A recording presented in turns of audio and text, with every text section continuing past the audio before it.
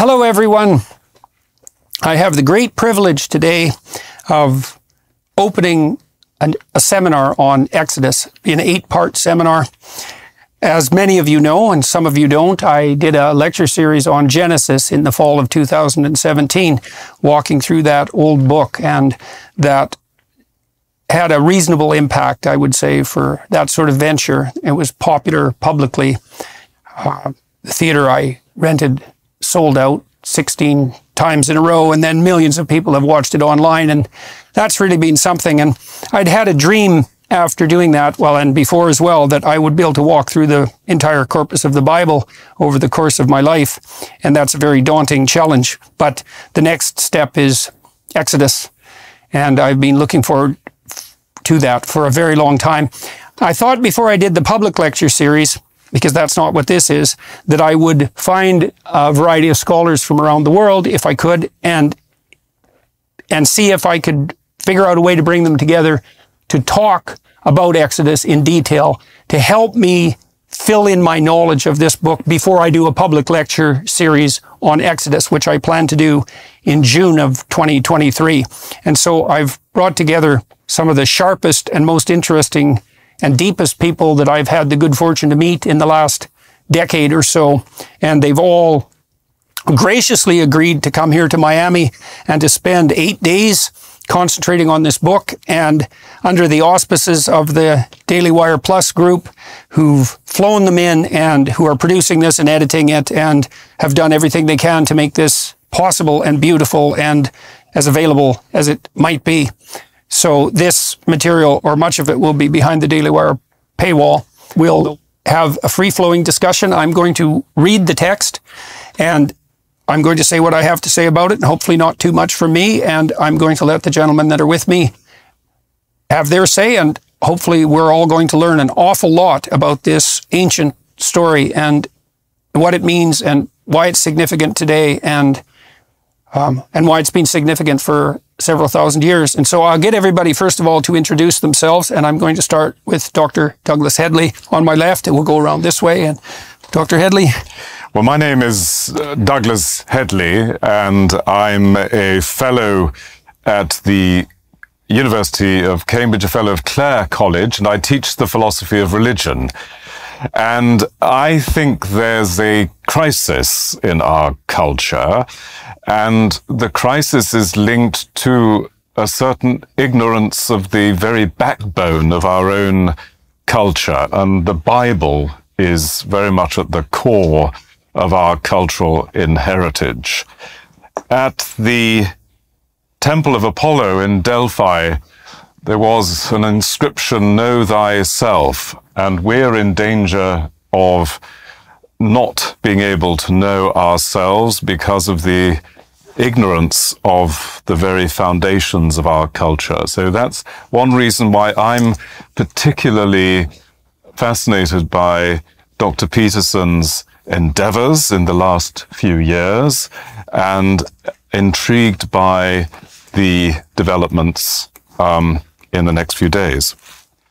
I warmed to your invitation because I was born in China, and I was a 7-year-old in the Chinese Revolution. And when I was later an Oxford student, I had dinner with Sir Isaiah Berlin, the great Jewish philosopher, and as it turned out, he'd been a 7-year-old in the Russian Revolution. And comparing notes on it, we were saying what the revolutions meant, but the lack of people today understanding them. And for me, Exodus, obviously a classic in its own right politically, the birth of a great nation and people. But many people don't realize this is behind the English Revolution and also behind the American Revolution. And to understand that throws an incredible light on the present crisis, because as I see it, you've got a basic clash between ideas coming down from the American Revolution, 1776, which came from the Torah, and ideas which come down from the French Revolution and its heirs. And so we've got a profound crisis, and many people don't understand the roots of it on either side. So what you're doing, I think, is immensely significant. Dr. Orr, James Orr. My name is James Orr. I'm Assistant Professor in Philosophy of Religion at the University of Cambridge, where I teach philosophy of religion and moral philosophy, theological ethics. And much of that work focuses on what you might call the Hellenic, that is to say, the fountain of Western wisdom in Greek philosophy. But too often I think we neglect the Hebraic, that is to say, the contribution to Western thought of the great Hebraic sources, and most of all, of course, the Torah, the Pentateuch. It's thrilling to be able to sit around and talk with these distinguished friends and with you, Dr. Peterson, about the book of Exodus. As Oz was saying, it has enormous significance historically, the English Revolution, the American Revolution, and more recently, many of the sort of liberation narratives that we're familiar with in the contemporary, from the contemporary political landscape and contemporary debates. So I'm fascinated to be talking about these issues, particularly when we get to talking about the Decalogue, the Ten Commandments, the significance of this extraordinary claim, almost without precedent, that morality is given, not and discovered, and not simply invented and constructed. And that's one of, I think, many, many vital themes to our age that we'll be exploring productively in the days ahead, I hope. Dennis Prager, welcome. Dr. Peterson and all of you, it's a joy to be with you. I am living my dream in my life being here, and that is to spread the Torah to the world. I am a religious Jew, and I'm blessed to know biblical Hebrew. I started it at the age of 5. I still have to translate to English whenever I think of a verse. The Torah this is not known to almost any non-Jew. The Torah is primus inter pares in the Bible, first among equals. I was raised, and I still believe that the Torah is from God. How God delivered it is his business. I have no particular interest in the methodology, only in the ultimate authorship.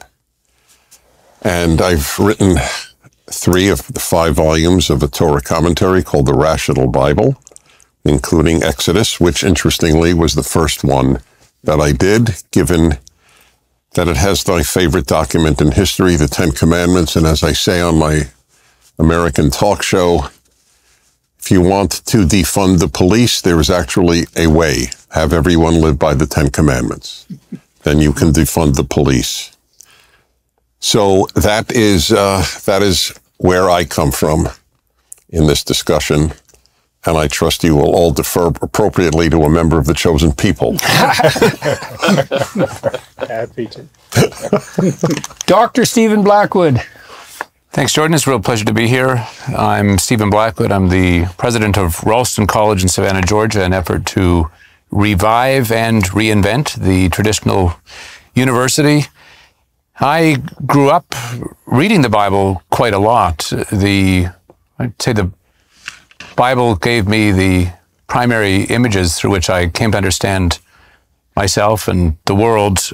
Then when I went to university, I sort of stumbled into the discovery of philosophy and literature, especially of the Greek and Roman, you might say the backdrop to Western culture in the ancient sense.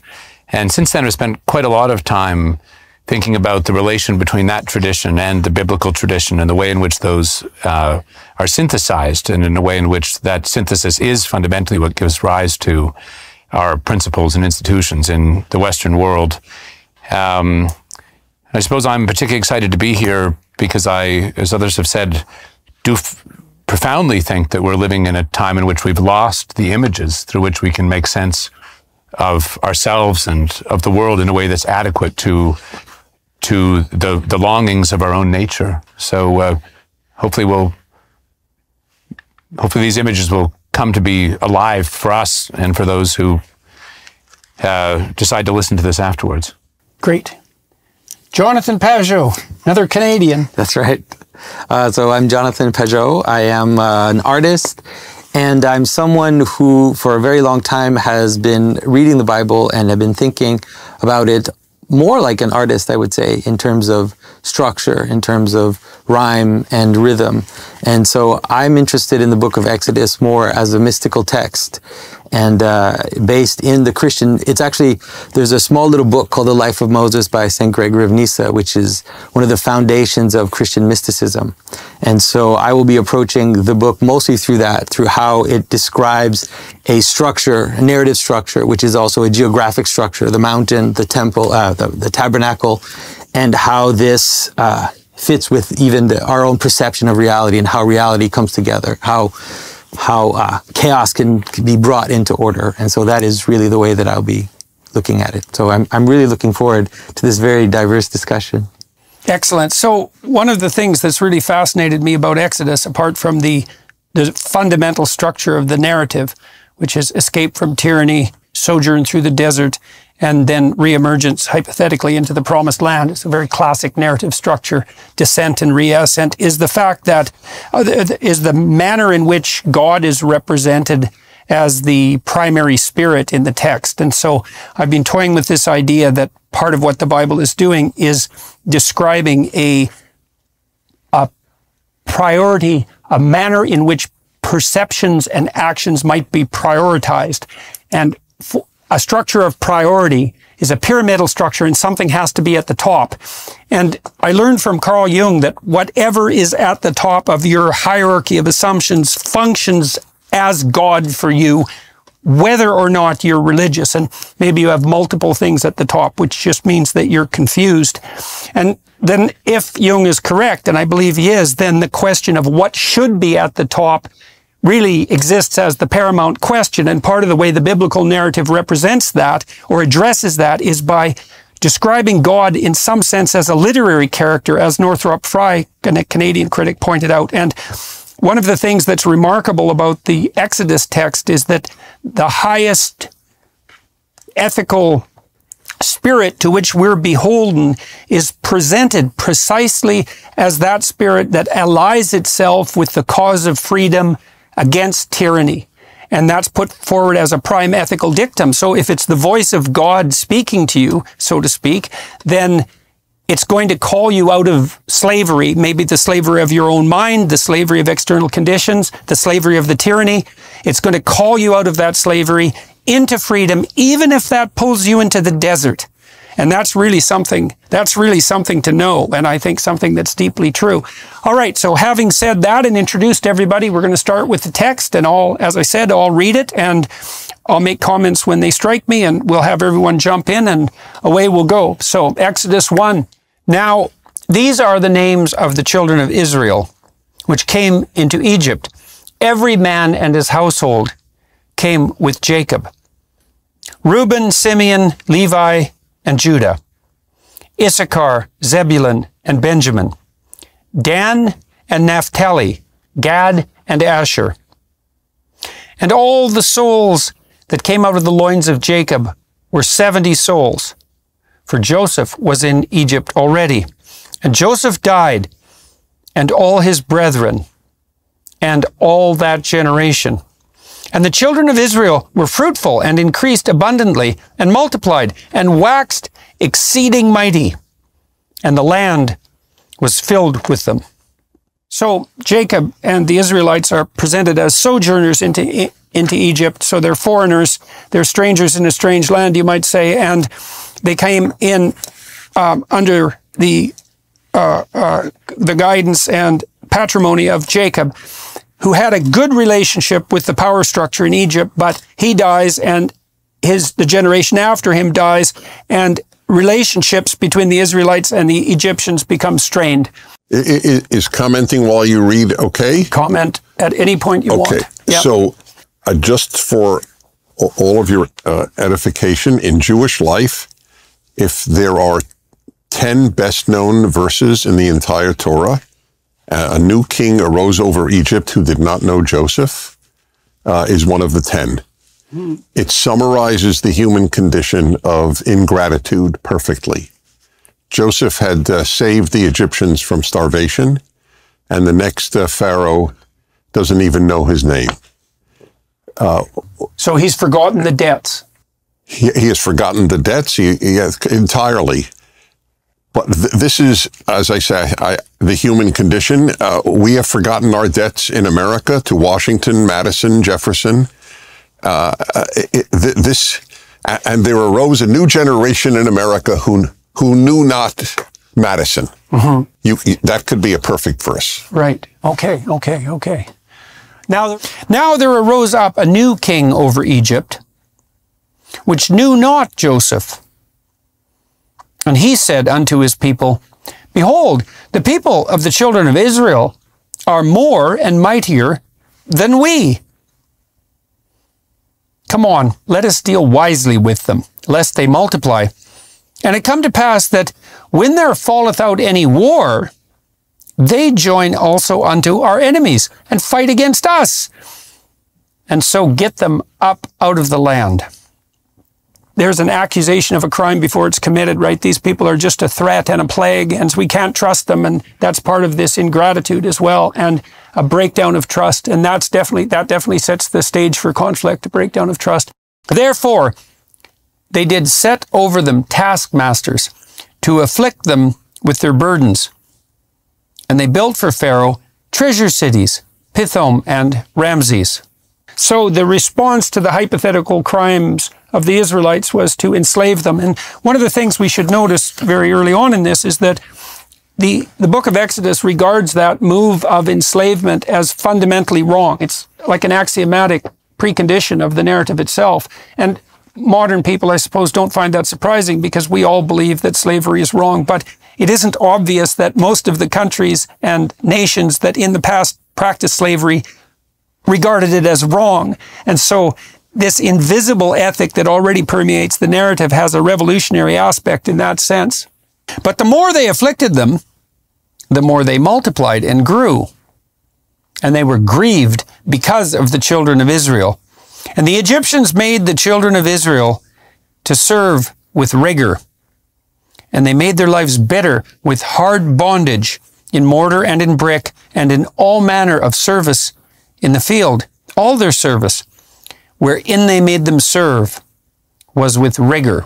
That reminds me, that part of what happened under the Nazis with work camps and in the gulags as well, right? This idea that you identify your enemies and then you sentence them to hard labor in your service against their will.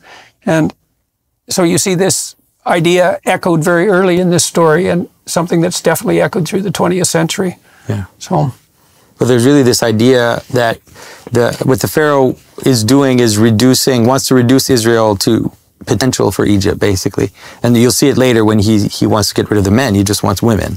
And so in this image, and it repeats even the story of Abraham, how the Pharaoh wants to take his wife.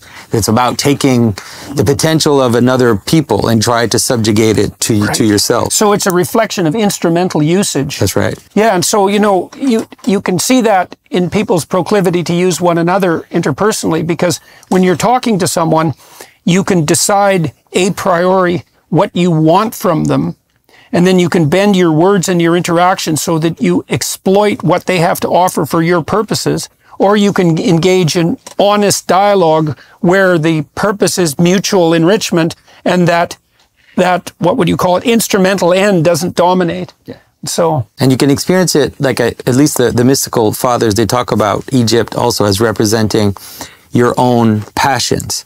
That is, you become a slave to something, and then you become an instrument of that thing, right? So it's like anything that you have, like you like to eat, and then you're there. And at first, when eating knows you, like when your passion knows you, then you're fine. It's in the right order. Things are in the right order. But when your passion or desires or whatever behavior you have forgets you, then you become an instrument of it. Right. Like think of a drug addict, where everything they do serves this tyrant, and so all their potential you get reduced to a potential for a behavior, and that can be seen politically too. So that's for a subordinate deity in some sense. That might be your stomach or your lust, and so that's very interesting too, because the word Israel means we who struggle with God, and so what that would mean psychologically is that that which should be at the highest place, which is the part of you that's struggling with the highest, is then subordinated instrumentally to something that should be lower in the ethical hierarchy.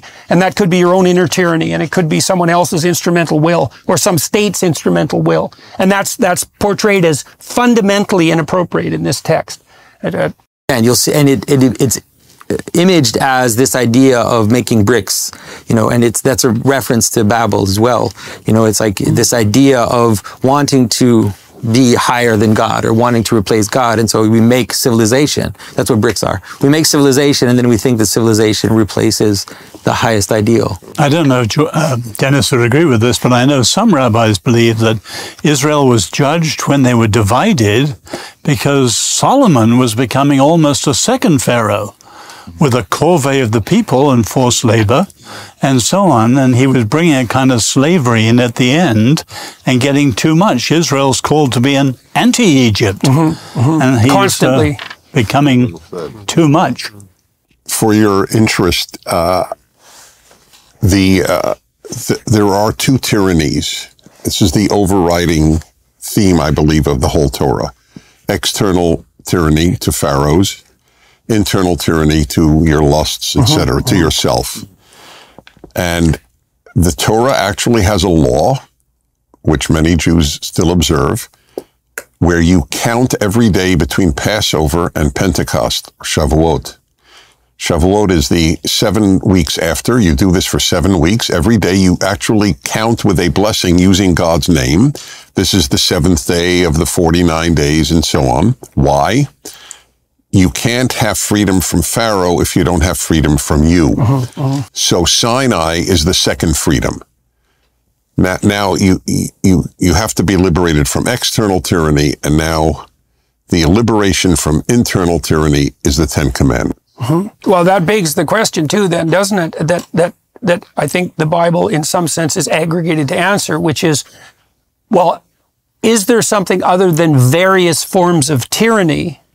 And if there is an alternative to tyranny, and maybe that's freedom, whatever that is, or maybe it's holy freedom, then that's qualitatively different than mere subjugation to one tyranny among others. My students used to ask me when I was teaching my Maps of Meaning course, how do you know that what you're teaching isn't just another ideology, which is another tyranny in some sense? And that's an extremely deep question.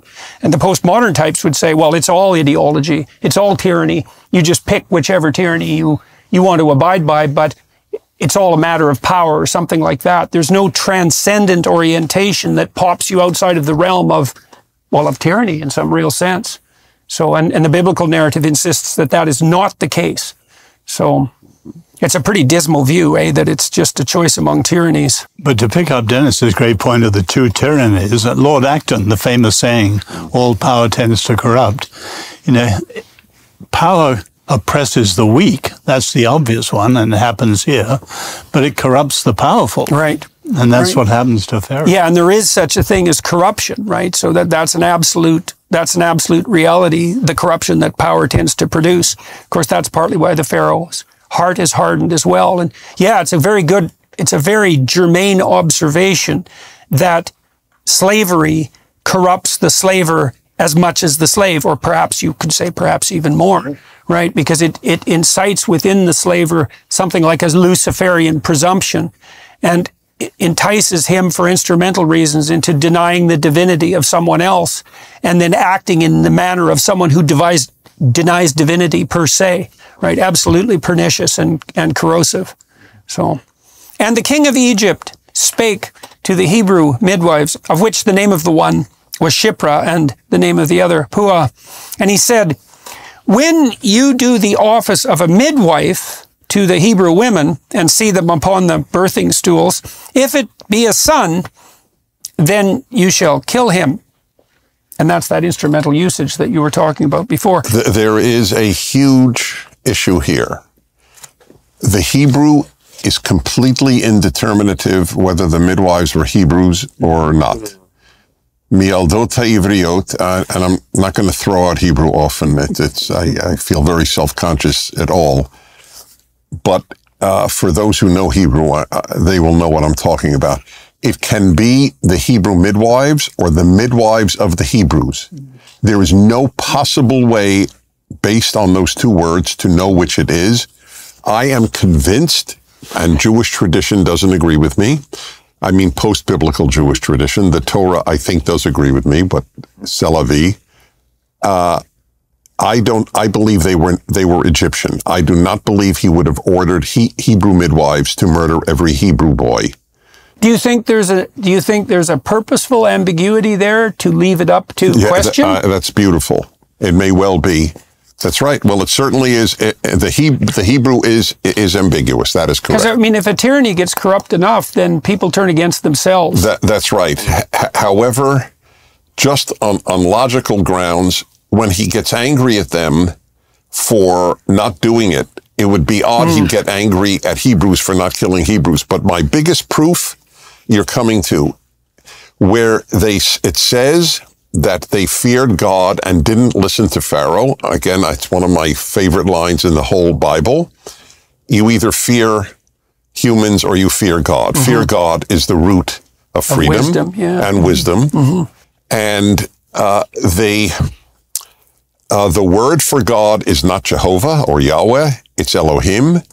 So when Jews fear God, it's generally fear Yahweh, and in this case, it's fear Elohim, the universal word for God, and I am convinced that they are Egyptians. Douglas, do you have any sense of what it means in this passage and more broadly that the fear of God is the beginning of wisdom and an appropriate, let's say, precondition for freedom? Why do you think it's conceptualized as fear? Well, I think there's a proper fear that in this case, I think is linked to transcendence. So there's the fear of the tyrant, which is normal and natural, and which we are all subject to. But there should be a greater fear, i.e. the fear of the transcendent of violating it. Violating that, right, yes. Right. And of course, this is why the postmodern attack on traditional Western culture is so dangerous. I mean, of course, it goes back to the very origins of Western culture with the sophists, but the idea that there is no such thing as an objective moral order, and there certainly is no transcendent basis for that, that would make this whole narrative unintelligible. It also makes the tyrant the final arbiter in some real sense, right? It becomes justification. You know, people have asked me, and I'm always embarrassed by this, but people have commented on my courage for speaking up, so to speak, and I think you don't actually understand the situation. I'm not courageous in my speaking up. I'm more afraid of the alternative. And part of the reason for that was that when I was a clinician and I spent thousands, tens of thousands of hours dealing with people's serious problems, one of the things I learned was, and I really learned this, was that you don't get away with anything. And so you might think you can bend the fabric of reality and that you can treat people instrumentally and that you can bow to the tyrant without and violate your conscience without cost, but that is just not the case. You will pay the piper. When you pay, you might not even notice the causal connection between the sin and the payment. And one of the things you do in psychotherapy is people's lives take a twist and they go very badly wrong. And when you walk back through people's lives with them, you come to these choice points where you meet the devil at the crossroads and you find out that, well, you went left, let's say, and downhill when you should have gone right and uphill. And now you're paying the price for that. And you don't impose that as a therapist. You help people discover that or rediscover it because they often know at the time that they've made an error and then forget and then rationalize the forgetting and then, and then multiply the lies. And so, but that's tremendously difficult to do within a secular frame. I mean, I think you found ways of doing that. I think, Jordan, I'm thinking actually of somebody like Viktor Frankl and his idea that sense of the logos, of a kind of a meaning, is what gives you a kind of existential drive and helped him survive the horrors of the Holocaust. But more typically, it's religion. It's a sort of religious framing that it gives people the power to resist tyranny. Well, that religious framing seems in part, even if you think about it in a secular sense, is that like when you're maybe you're making a choice to do the instrumental and easy thing, but there's part of you that knows that that's wrong. Not always. Sometimes you just make a mistake because you don't know, but often you know, and yet you pick the easier path, let's say. And the part of the manner in which God is portrayed throughout the biblical corpus, but I would say in traditions around the world, as that phenomenon that alerts you to your own misbehavior. And it is really something, again, I really learned from Jung, contra Freud in some real sense, is that, and contra Nietzsche, who believed that maybe we could create our own values, is that there's something within that is transcendent, because it isn't only in you, it's in everyone in some fundamental and real sense, plus it's eternal in some fundamental and real sense, and it calls you on your misbehavior. But don't you think our culture is approaching a kind of crisis point? In other words, the postmodernists, everything's constructive, truth is not there, etc., etc. There's no reality except what you make it. Mm-hmm. But of course, truth is always about something, as C.S. Lewis used to say, and what it's about is reality. Yeah, well, there's this insistence. And people are going to hit the wall at point after point today on the postmodern because there front, is reality. It's as if we're insisting that there is nothing other than Towers of Babel.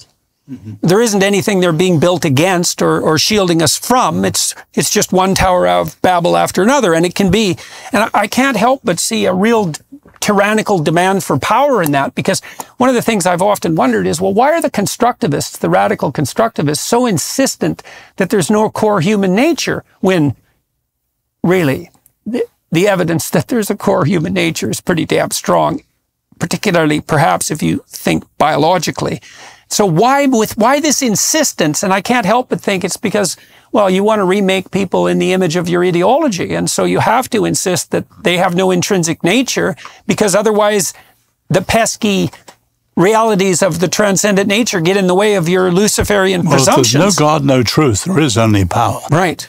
Well, that's the Dostoevskian issue in some real sense, isn't it? I want to pick up on what you said, Dennis, a little before, and I want to propose that there might be a very important narrative reason why the midwives are Hebrew in this case. And the reason, I think it's a good lesson for us today, which is that the tyrant is empowering women to kill their men.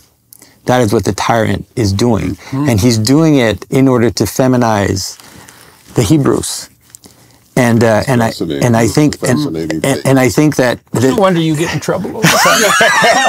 But I think that it's important, and the reason why they won't do it is because they fear God, is because they're able to see beyond the power that the Pharaoh is handing them at this moment. And I think that when we think that couldn't happen, like in a people, it's like, look around you, we're seeing it happen before our very eyes. It's interesting because it also implies that, well, it's in the best interest of the tyrant to dispense with those figures who might pose a threat to the tyranny. That's right. And those would be tough men. That would be the men. Right, because they are the ones who keep the real tyrants at bay. That's such an intelligent point that it reinforces your reaction to what I said. Maybe the text is purposefully ambiguous about whether or not they were Hebrews or Egyptians. Yeah. And you've swayed me. Well, I've seen that purposeful ambiguity in other texts. So let me just say, I know I identify a bias in me, and I will reveal it. I'm very, I hope, self-aware. Good. So the first learning episode has actually occurred. Yeah,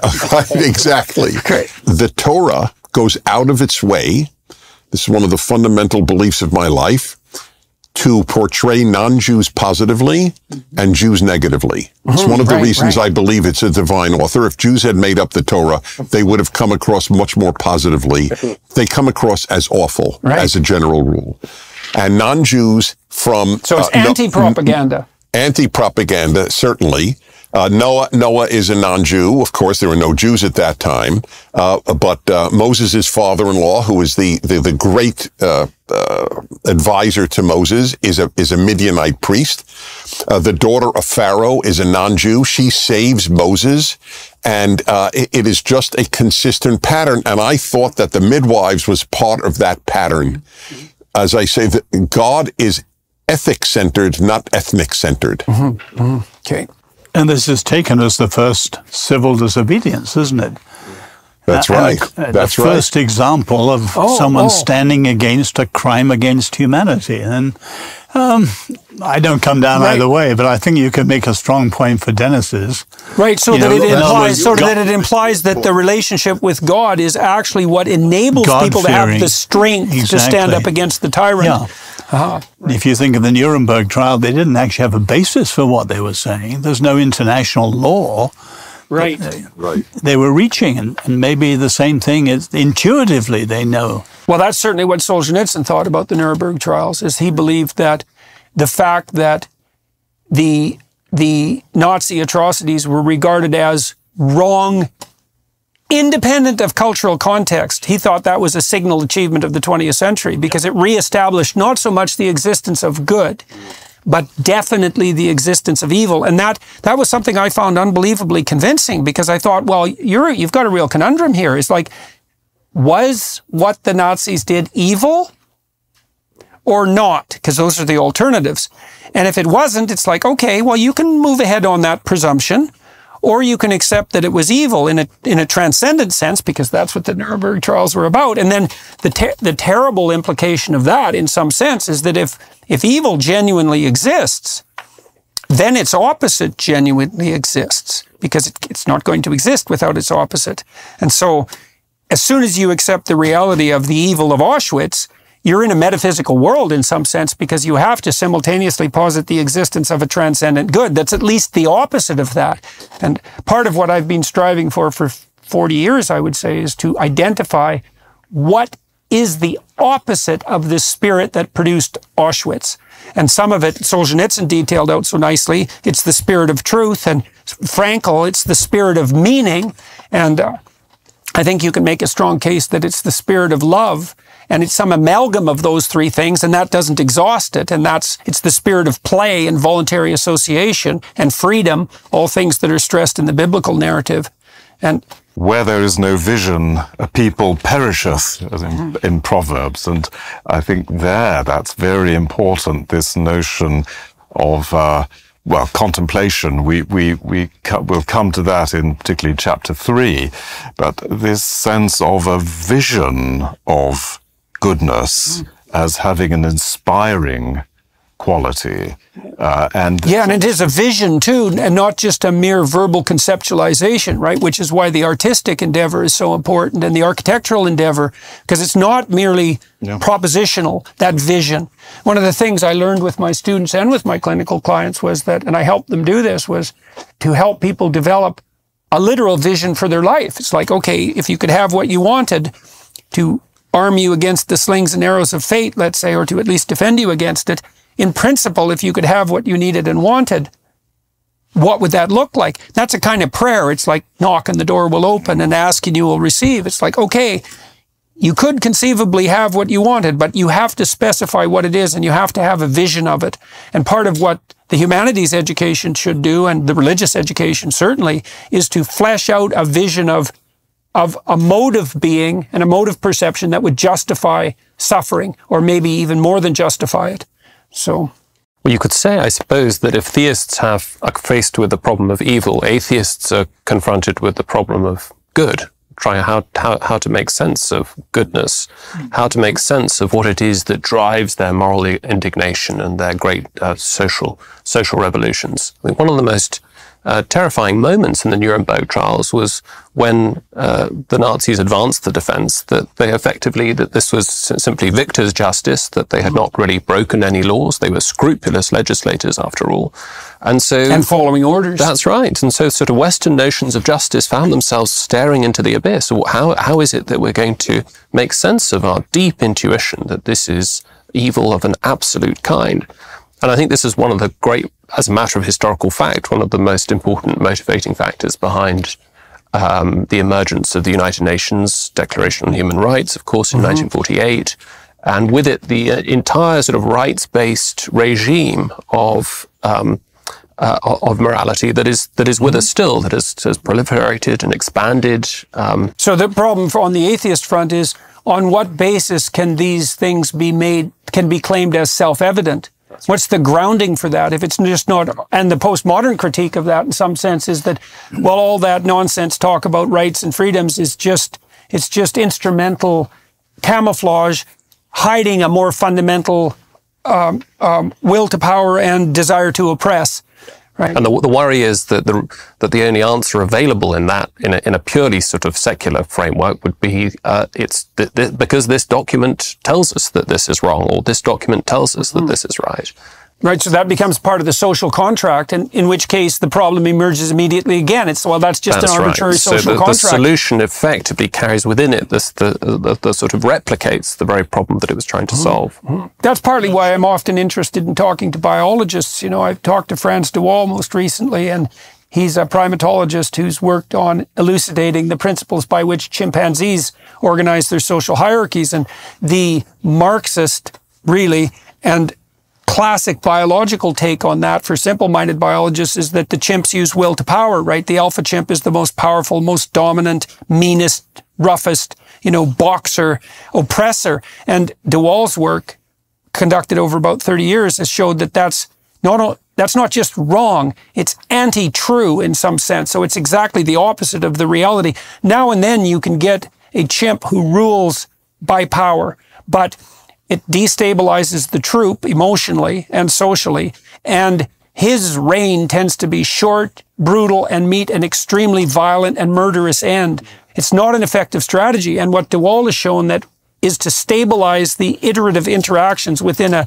troop.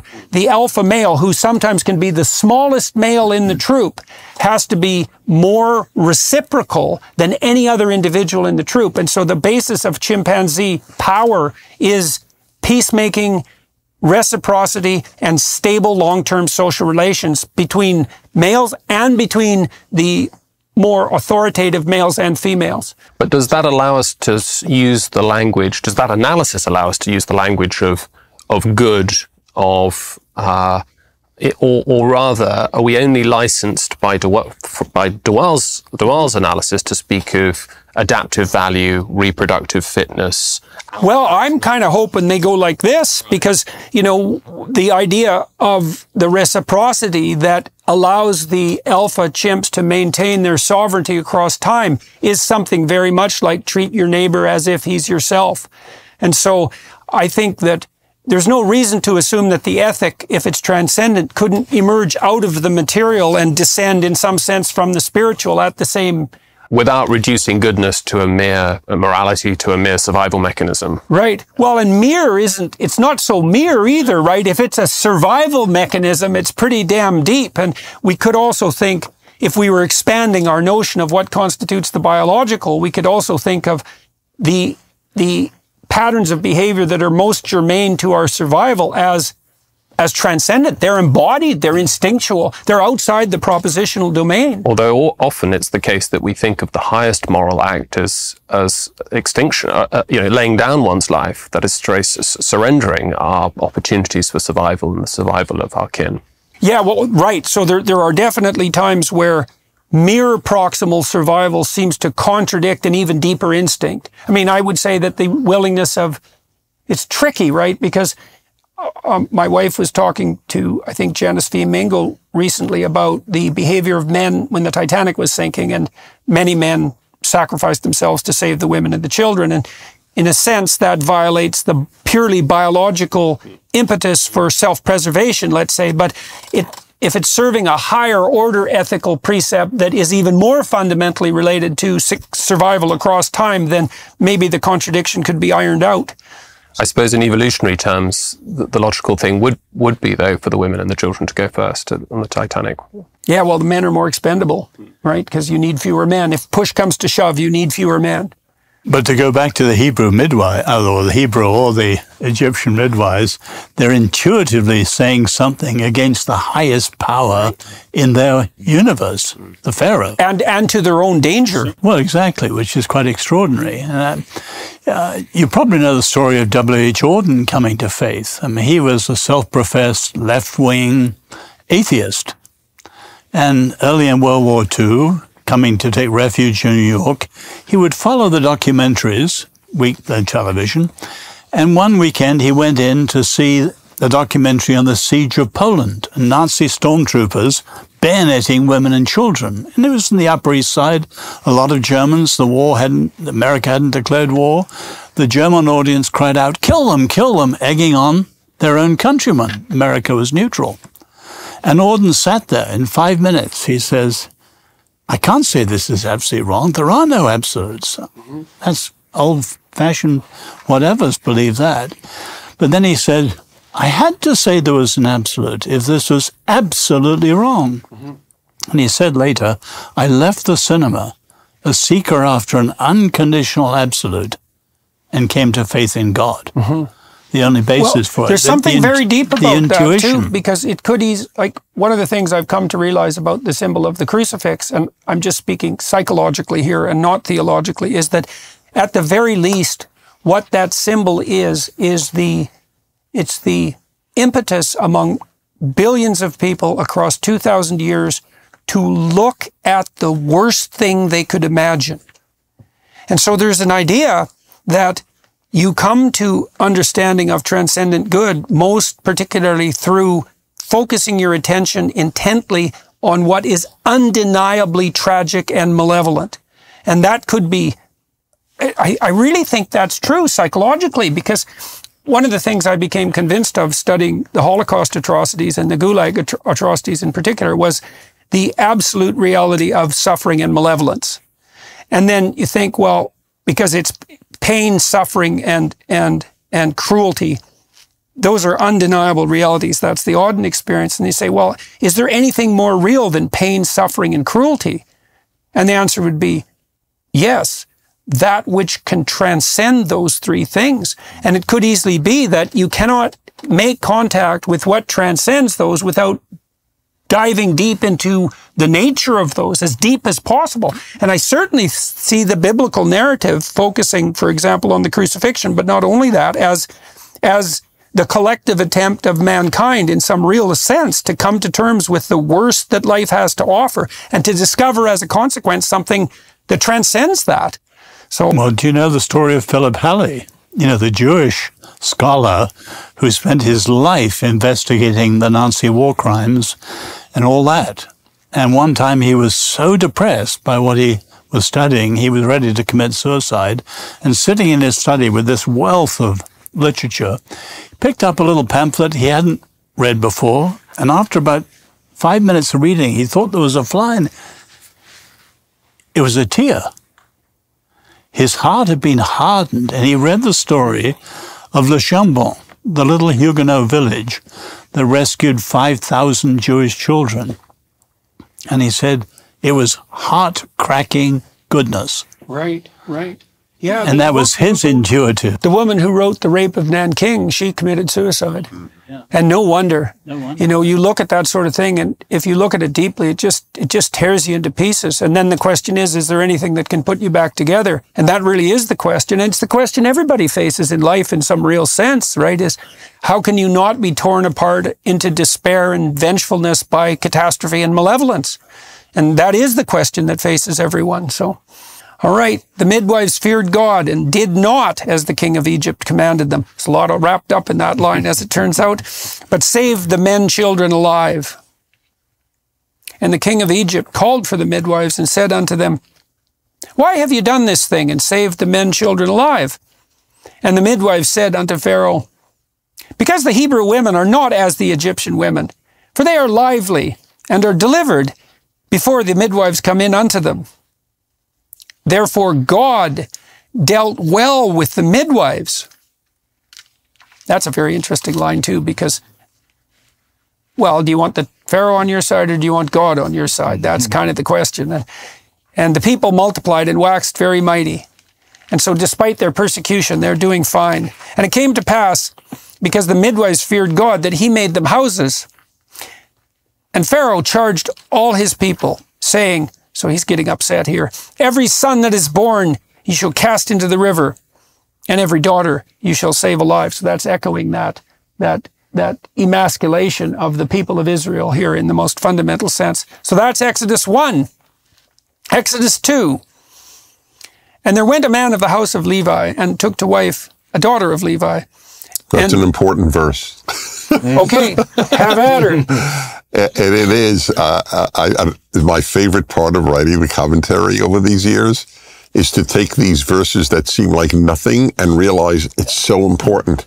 These are the parents of the savior of the Jewish people, Moses, but there's nothing special about them. And that's what that verse says.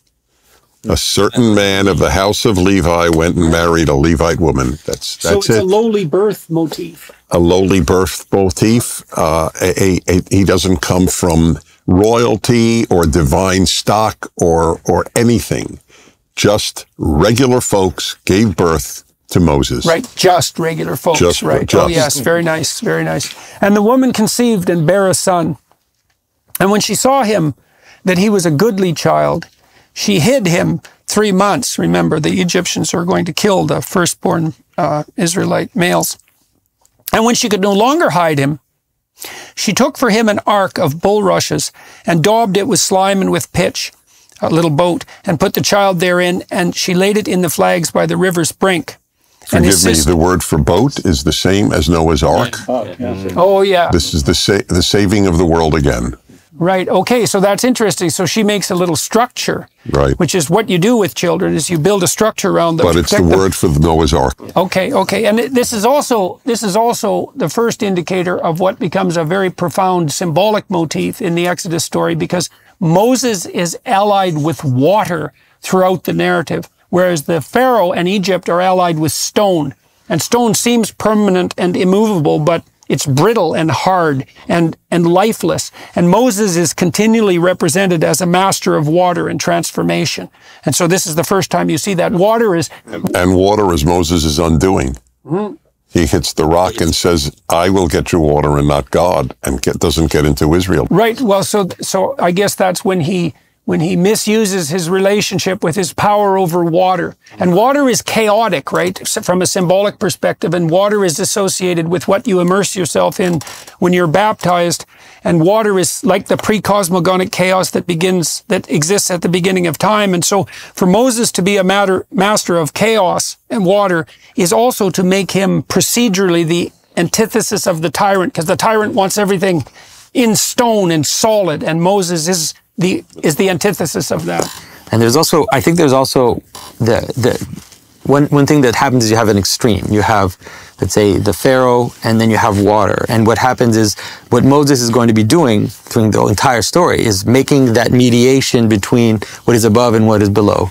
And now you have this little image of the ark as being a little microcosm, which is what you see in Genesis, a little microcosm of the world that exist in this extreme, right? Because in the flood, what you have is a return to the beginning, where now it's heaven and earth, and there's nothing in between. Like both of them can't sustain life. There has to be a hierarchy of reality that gets pulled out of the water, and that's what Moses is going to do. He's going to go up the mountain and bring down the law, and that is going to create that structure, that mediation between. Because even in the text, we'll see later, like God is also. Just God and the people doesn't seem to work, because God is constantly wanting to consume them. And it's like, no, don't consume them. So we need to have this mediation where being lays itself out and kind of falls down into the world in a way that is appropriate. One of the things Jung said, and this is sort of relevant if you consider psychedelic experiences as well, which can be far more than people can tolerate. Jung said part of the purpose of religious practice was to stop people from having religious experiences. And he, because he was very interested in experiences that were extreme enough to border on psychosis, for example, and that if you don't have those intermediary structures between you and the absolutely transcendent, which might be reality itself in the ethical and material sense, then that's just too much. And you do see that echoed in motifs like the burning bush, where God tells Moses later not to look at him directly, at best to look at his back, right? Because you just can't withstand that direct contact with something that exceeds your comprehension in every dimension simultaneously. No matter how good it is, no matter how complete it is, it's just too much for the mortal soul to bear. And his sister stood afar off to wit what would be done to him. And the daughter of Pharaoh, that's so interesting that he's rescued by the daughter of the Pharaoh, came down to wash herself at the river, and her maidens walked along by the river's side. And when she saw the ark among the flags, she sent her maid to fetch it.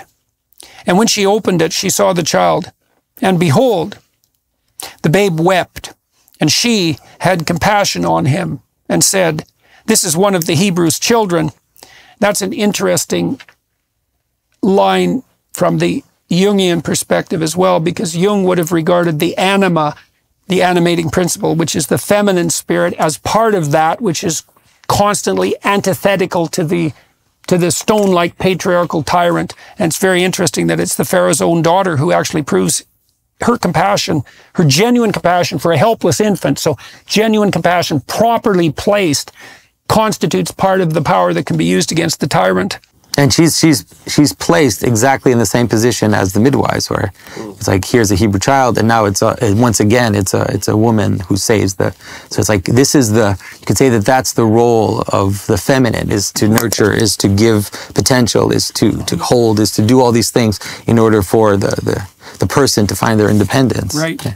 And is there not something of a paradox here of, you say, the man from nowhere, the Parsifal figure in a way, and yet he's discovered by the Pharaoh's daughter.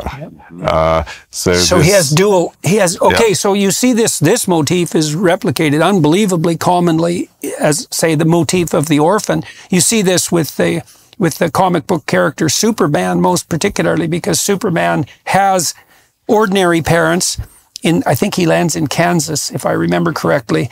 And so they're just ordinary farmers, but really his parents are divine, right? They're heavenly. And the Superman brings both of those together. And there is this motif that each of us are the sons or daughters of our fathers and mothers, our proximal fathers and mothers, but simultaneously we are the true sons and daughters of the divine, culture, let's say, and the spirit of culture, and nature and the spirit of nature. And so each of us, that's why when you're born lowly, let's say, you're actually not, because regardless of where you're born, you're also the child of, well, of everything, of nature and culture and of the transcendent simultaneously.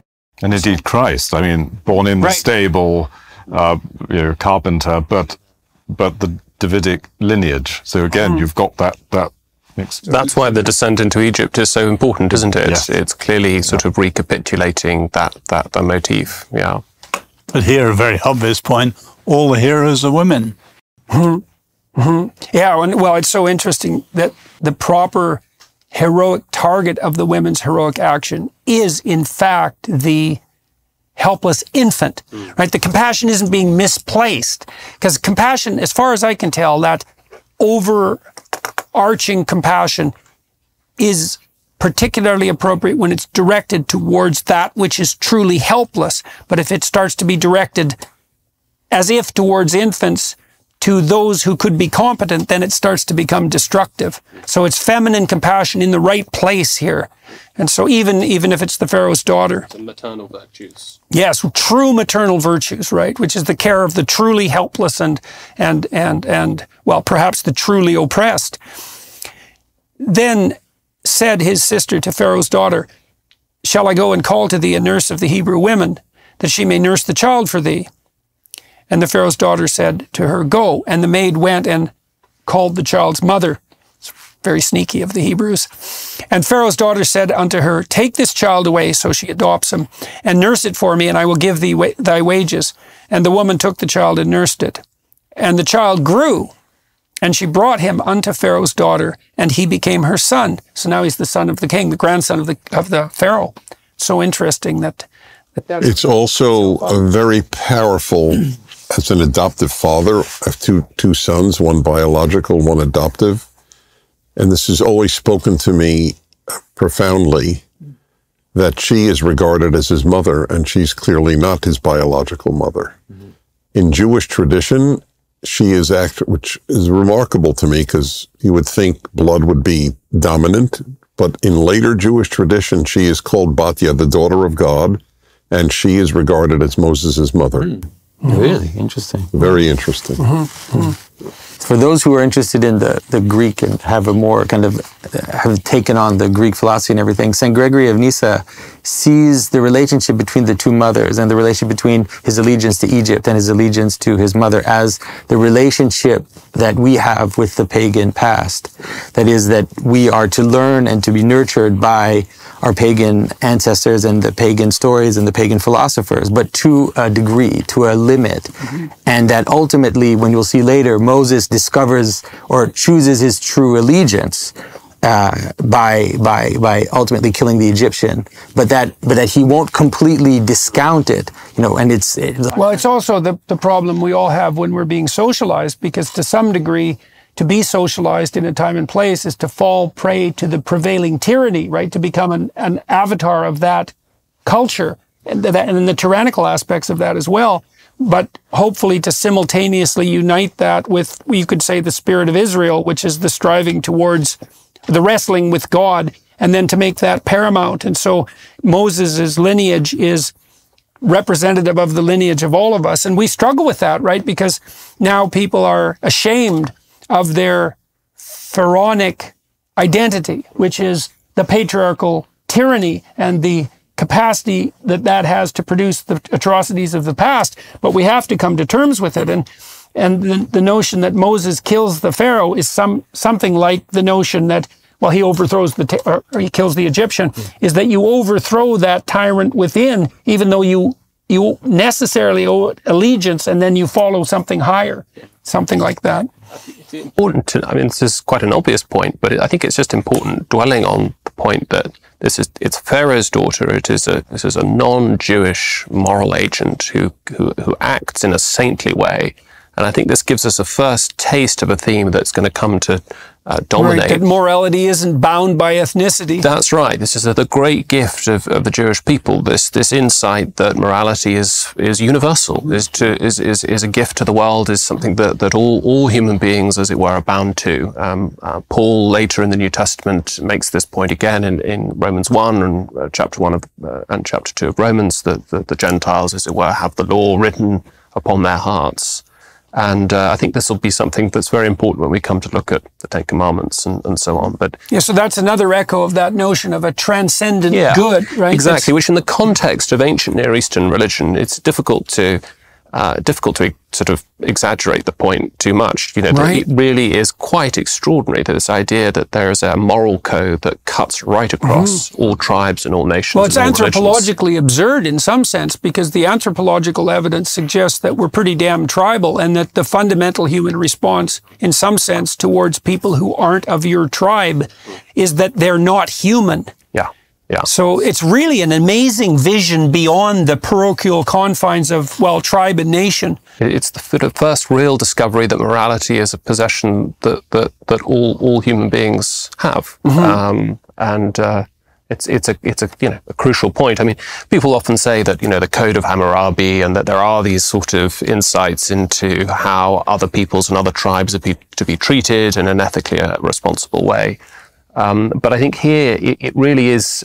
It's a remarkable insight. This sort of the universalism, the objectivity of moral values. And to Dennis's point, the elevation of the foreigner to an ethical status that supersedes the ethical status of the in-group ethnic member.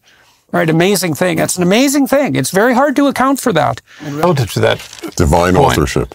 It's very interesting relative to that point that we were talking about the midwives who choose not to kill the children. In the case of the mother, I just think this is an amazing image.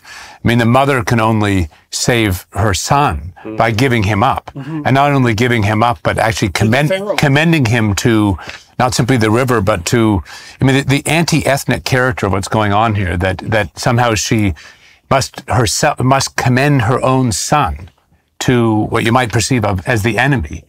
Well, that is what happens when you raise a child, though, and especially true if you raise a son, is because the son has to move beyond you into the culture. And if the culture has a tyrannically patriarchal element, which would be the Egyptian element, let's say, then in order to foster your son's development, you have to let the world take him. And that would even be the case if the broader social world has that tyrannical proclivity. And if you don't do that, you fail as a mother. Though there's a deep sense in which the maternal instinct can only be fulfilled by transcending itself. And that's what you see here, that you can only save the son by literally giving him up. Yeah, well, that's a sacrifice of the child motif, right? So, which is a very difficult idea to come to terms with. You see that in the Pieta, in some sense, that great Michelangelo statue, where you see Mary offering her broken son to the world, and that's what mothers do, right? That's what they have to do. I think that's equivalent to the female crucifixion in some real sense. It's like you have to allow your children, you have to offer up your children to be broken by to the world, broken by the world. Yeah, so. And it came to pass in those days, when Moses was grown, that he went out into his brethren, that'd be the Hebrews, and looked upon their burdens. And he spied an Egyptian smiting a Hebrew, one of his brethren. And he looked this way and that way. And when he saw that there was no man around, he slew the Egyptian and hid him in the sand. And when he went out the second day, behold, 2 men of the Hebrews strove together. And he said to him that did the wrong, Wherefore smitest thou thy fellow? And he said, Who made you a prince and a judge over us? Intendest thou to kill me as thou killedst the Egyptian? And Moses feared and said, Surely this thing is known. Now when Pharaoh heard this thing, he sought to slay Moses. But Moses fled from the face of Pharaoh and dwelt in the land of Midian, and he sat down by a well. So back to the water imagery there. I just want to say about this little text. This is actually one of my, if I have a little favorite text in Exodus, it's this little text, because it's a little microcosm of, again, of what's going to happen. Because Moses has to do 2 things. He has to overthrow the tyrant, and he has to help the Hebrews become something. You have to bring them together so that they become a nation. And it's like, that's right there. He kills the Egyptian, and then he gets in, because he's not in the right place. Like, he does it, but then he gets in trouble, and then he comes to his wrong brothers, and they're like, who are you? Like, who made you king? You know, who made you our chief? And so he has to go through this whole process again to now go up the mountain, have this vision of God. Even though he's fighting the tyrant, he does it incautiously. And he's doing he wants to do the right thing. And then ultimately it's all going to happen, because when he sees God, then he receives from God that authority, receives from God that capacity to then bring the law and then join and not create, but like consolidate, let's say, the Hebrew people into it. Right. So the murderous impulse, which is generated by the moral revulsion against the slavery of his people, is manifest in that careless homicide, and that just about dooms Moses, and that would have doomed the entire enterprise. Why do you feel It's careless? Yeah. Well, it's careless in that. Okay, well, that's a fine question. It's careless in that he presumes it's only going to be successful if it's done in secret, and it turns out not to be secret. It turns out to be revealed, and I think that's part of your point, isn't it? Unless I misunderstood it. Well, I mostly see it that it's like it's a messy version of what he's actually going to do with the proper authority from God. He doesn't yet have the authority from God, so he does this thing. He kills the Egyptian, and it's messy, and then he tries to reconcile his brothers, and it's messy, and he has to flee. He doesn't have what it takes to do it, you know, and so he has to. So you could think about it like in terms of your own bad habits or whatever. You know, you can try to take them on, right? You can try to change your habits. You can try to consolidate your attention. Yeah, good luck with that. You have to go through the desert. Like there's a whole process of prayer and purification that you have to go through before you can attend to those things. If you try to take on your own like tyrants, just like that, good luck. Like they're going to come back and smack you you're down. Not the man for the job That's yet. right. Not yet. That's right. But Dennis, you said earlier there were a couple of Levites, you know, but don't your traditions say that Levi was the one who, you know, went out and slew the people who raped his sister, and he took things into his own hand? And the Messiah will come from Judah, and you know, he went and got a prostitute to his own daughter-in-law. The origins of our heroes are look at what David did. Again, the father of the Messiah. The man not only commits adultery, that's pretty common, unfortunately, because he has the man killed to sleep with his wife. That's, by the way, I have zero interest in bringing any politics into this. So my point is not political at all. But that was my argument with regard to Donald Trump. The idea that because he is a man who has committed many sins, he is not an appropriate leader has no biblical basis. Well, we'd all be in trouble if the precondition for action was sinlessness. That's clear. Yeah. And wasn't what was William Blake's dictum? Wisdom through excess.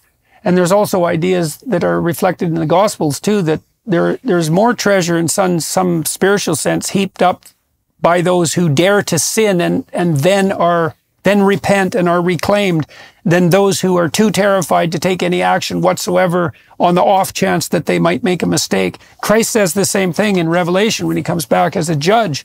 He says that his harshest judgment isn't reserved for those who are hot or those who are cold, so the good or the evil for that matter, but for those who play both ends against the middle and sit and never commit. And that's really an interesting idea, right? Is that in some real sense, God, at least how God's represented in the Old Testament, is definitely the spirit on the side of the adventurous, for better or for worse. And that's quite something, right? Because it also, I think, bears some sheds some light on this notion of the terrifying element of the transcendent. It's not, whatever God's goodness is, it's not some simple, harmless, like all-encompassing, weak compassion. It's something terrifying in its moral breadth, because it would really be something if the Spirit of God is on the side of the rampantly adventurous. And I think you can make a strong case for that, at least from within the confines of the biblical corpus. I mean, Abraham's an adventurer, Moses is an adventurer, Noah's an adventurer. These are people David's an adventurer. They aren't people who stayed home and tried to never cause any trouble, right? Which is a kind of emasculation in and of itself. Well, faith is a venture. It's entrepreneurial. I think people of faith, I call it the entrepreneurs of life. And so why make the entrepreneurial connection? Well, there's a vision, there's a venture, there's a risk, there's a cost. You know, the whole thing is wrapped up with that. Well, I think that's lovely to tie that in with faith, too, because in our culture, people often denigrate faith as belief in the unbelievable, as if it's first of all purely propositional, and second of all it's just a denial of evidence. You see that in the atheist crowds constantly. But to me, faith is something like the willingness to take a risk based on a presumption. And maybe the presumption is, well, truth will set you free. It's like, well, tell the truth and see what happens. It's going to get you in a lot of trouble. The evidence that aggregates around you if you tell the truth to the degree that you can isn't that this is going to be the easy path forward. You have to decide. This is something Kierkegaard stressed, right? Is that you have to decide certain things as preconditions for action, independent in some real sense of the evidence. And that's the faith. And this is when Abraham, for example, in his great adventure, he follows God's call out of the safety of the tent. The faith is to heed the call of adventure, even though he's got everything in some sense that you'd need if you're only interested in hedonistic gratification. But there's something beyond that, and it's faith that allows you to make those decisions to step into the unknown future. And that's coming from Moses, as John was hinting. I mean, here he does it himself. Who set you up? He did. And to take on Pharaoh by himself. Right. There's also, though, I think, as I'm going to argue, I think there's a profound sense in which Moses is a very weak figure. And in many respects, if the text is, as it were, about the revelation of a kind of transcendent order in history and about ourselves as readers coming to understand ourselves in that, I mean, I don't think we should presume that somehow Moses himself is not a figure who needs that very revelation and to come into it himself. And I think that, you know, the persistent imagery we're going to see of Moses here is actually very weak and doubtless and failing and so on. So he is himself unable to speak. Yes, he is himself in need of that discovery of himself and that transcendent revelation as anyone else is. You see the transformation of Moses, although he does make that mistake. You see him move from a character who stands before God. What mistake? Of hitting the rock. Like that's the one mistake. It's like poor Moses. But he goes from this character who says, God, I can't speak, I can't speak in front of people. And then he ends later as this shining figure that comes down the mountain, and people can't even look on him because God says, you will be God for them. And he has to hide his face because he's so radiant. And it's like that transformation is astounding. It's such an astounding. And he finishes with unstoppable words at the end of Deuteronomy. The man who couldn't speak is very eloquent. Right. Well, and it tells you something about what constitutes the power of true speech. And the notion there is something like, if the words are from God, let's say, it doesn't matter how impaired you are in your utterance of them. That's a secondary consideration. And so it's despite, or maybe even because of your insufficiency in some real sense, if you're oriented properly, the words will, and I've met people like that who are not particularly articulate, but you listen to every word they say because their words are very carefully measured and chosen and often purchased at the cost of plenty of suffering. And they just have that depth that's uncanny in some real sense. And you call those people of genuine character. And you can certainly, when those people speak, everyone is still. And that's really something. It's really something to see. By the way, there's a very interesting parallel since Abraham was raised. We know nothing, absolutely nothing about Abraham before God speaks to him. But we know a lot about Moses before God chooses him. And there were 3 stories. We've just done 2. Killing the Egyptian who was beating a Hebrew, interfering in the fight of the 2 Hebrews. And now he will defend these women who were not Hebrews against non-Hebrew male bullies. That's a remarkable man. And in one case he killed, in one case he spoke, and in another case he just stood up. He is a very impressive man at this point, Moses. And we know no one is going to ask, gee, why did God choose him? These are 3 impressive stories. Right. So that they're all elucidating different aspects of his willingness to stand up against tyranny. That's right. And irrespective of sex and irrespective of nationality. Right, okay. Well, and we come to that now. Now, the priest of Midian had 7 daughters, and they came and drew water and filled the troughs to water their father's flock. And the shepherds, these bullies that you talked about, Dennis, came and drove them away. And that's pretty low way. I mean, you come across a bunch of women trying to get some water, and your manifestation of your power is to chase them away. How pathetic. But Moses stood up and helped them. And it does say shepherds, not shepherds, so that means he's outnumbered, and watered their flock. And when they came to Reuel, their father, he said, how is it that you are come so soon today? And they said, an Egyptian delivered us out of the hand of the shepherds. And that's an echoing phrase, right? Because that's another one of these fractal prodroma, because the shepherds are bullying tyrants, and Moses is the delivering force there. And he also drew water enough for us, so that's a reference to the pre-cosmogonic chaos again that revivifies in the face of tyranny, and watered the flock. Amazing imagery in that line. And he said unto his daughters, and where is he? Why is it that you have left the man? Call him, that he may eat bread. Seems like the right response. And Moses was content to dwell with the man, and he gave Moses Zipporah, his daughter, and she bare him a son, and he called his name Gershom, for he said, I have been a stranger in a strange land. So that means Moses is obviously a compelling enough character so that a father is willing to marry his daughter to him despite the fact that he's a stranger and a foreigner. So yeah, and there's also in this text, like this whole meeting of the women at the well is super important in terms of understanding this relationship between the woman also and the well itself as this water, this potential which is the positive aspect of the lower waters, you could say.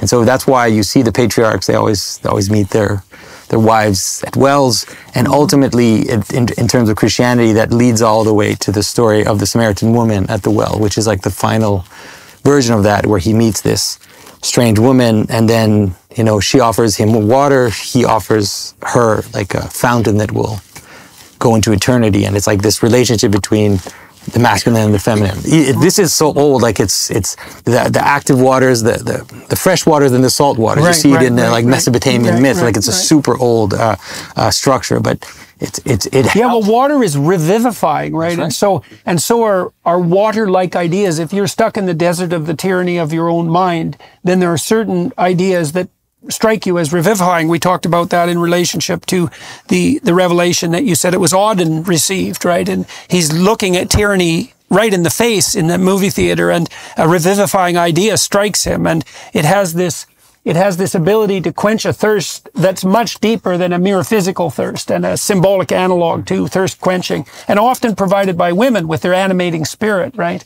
So, and it came to pass in process of time that the king of Egypt died, and the children of Israel sighed by reason of the bondage. That's a very useful line too, because we see here too that not only is it wrong for the Egyptians to enslave the Israelites, but it's correct for the Israelites to grieve because they're not free. And so what we see implicit in the narrative here is this constant insistence that those who wrestle with God, that's Israel, should be free, that that's a higher moral good. And you might say, well, that's self-evident, as we discussed earlier, but it's not. Even the Israelites themselves, when they end up in the desert and in the other terrible places their wandering takes them to, a lot of them pine for the days of their subjugation to tyranny. And if you know anything about nostalgia for Stalin in the former Soviet Union, for example, or the continual current extant worship of Mao, you can understand this. I read a book at one point that was written by concentration camp guards who were nostalgic for the work that they did in the concentration camps in Germany. And so don't be thinking that people believe without constraint that freedom and absence of slavery is a positive good. They can be afraid of that necessity for faith that entrepreneurial spirit demands. They'd rather take the brick walls and the certainty. So, and it came to pass in the process of time that the king of Egypt died, and the children of Israel sighed by reason of the bondage, and they cried. And their cry came up unto God by reason of the bondage. So God is represented here as the superordinate spirit who responds to the cries of the unjustly enslaved. And whatever else he might be, that's what he is. And God heard their groaning. And God remembered his covenant with Abraham, with Isaac, and with Jacob. And God looked upon the children of Israel, and God had respect unto them. Oz, covenant is an idea that you're very interested in. And so, what do you think it means here that it's such a strange line, that God remembered his covenant? Well, why would God have to? He's God. Why does he have to remember? Did he forget? No, but this is the first time God enters the story as an agent. He knows, he hears, he remembers, he cares. And I love Rabbi Heschel's thing here.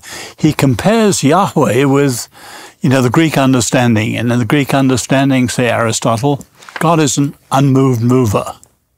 No, Heschel said, he is the most moved mover. He hears and remembers, and here he's keeping his promise.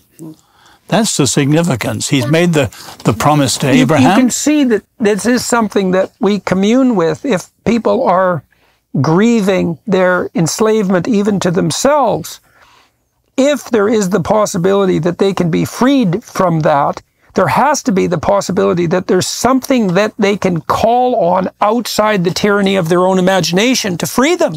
So, because otherwise, it's like in the scientific realm, if you have your epistemological ideas, your theory about the world, but you presume that there's a corrective object outside of that that can tell you when you've made an error. There's something outside your theory. And if you're ensconced in your own tyranny, there is no redemption from that unless there's something that transcends even your own tyranny within you that you can in some real sense call on. And I do think people call on that all the time. Carl Rogers, when he talked about the preconditions for therapeutic improvement, and this has to do with the notion of humility, is that if your client isn't desperate and ready to change themselves, there isn't really anything you can do about that as a therapist. They have to have already admitted to themselves that they're laboring under the burden of their own even unrealized tyranny, and then open themselves up to the possibility that there's an alternative pathway forward. And that's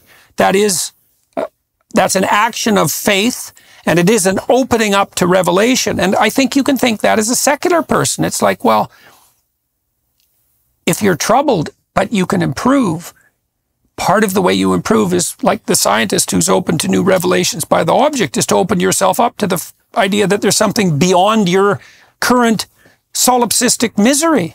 And I cannot see how that's not both prayer and a statement of faith.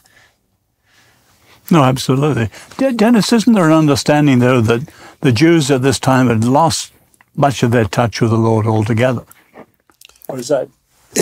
We don't know it from the text. So I agree with you.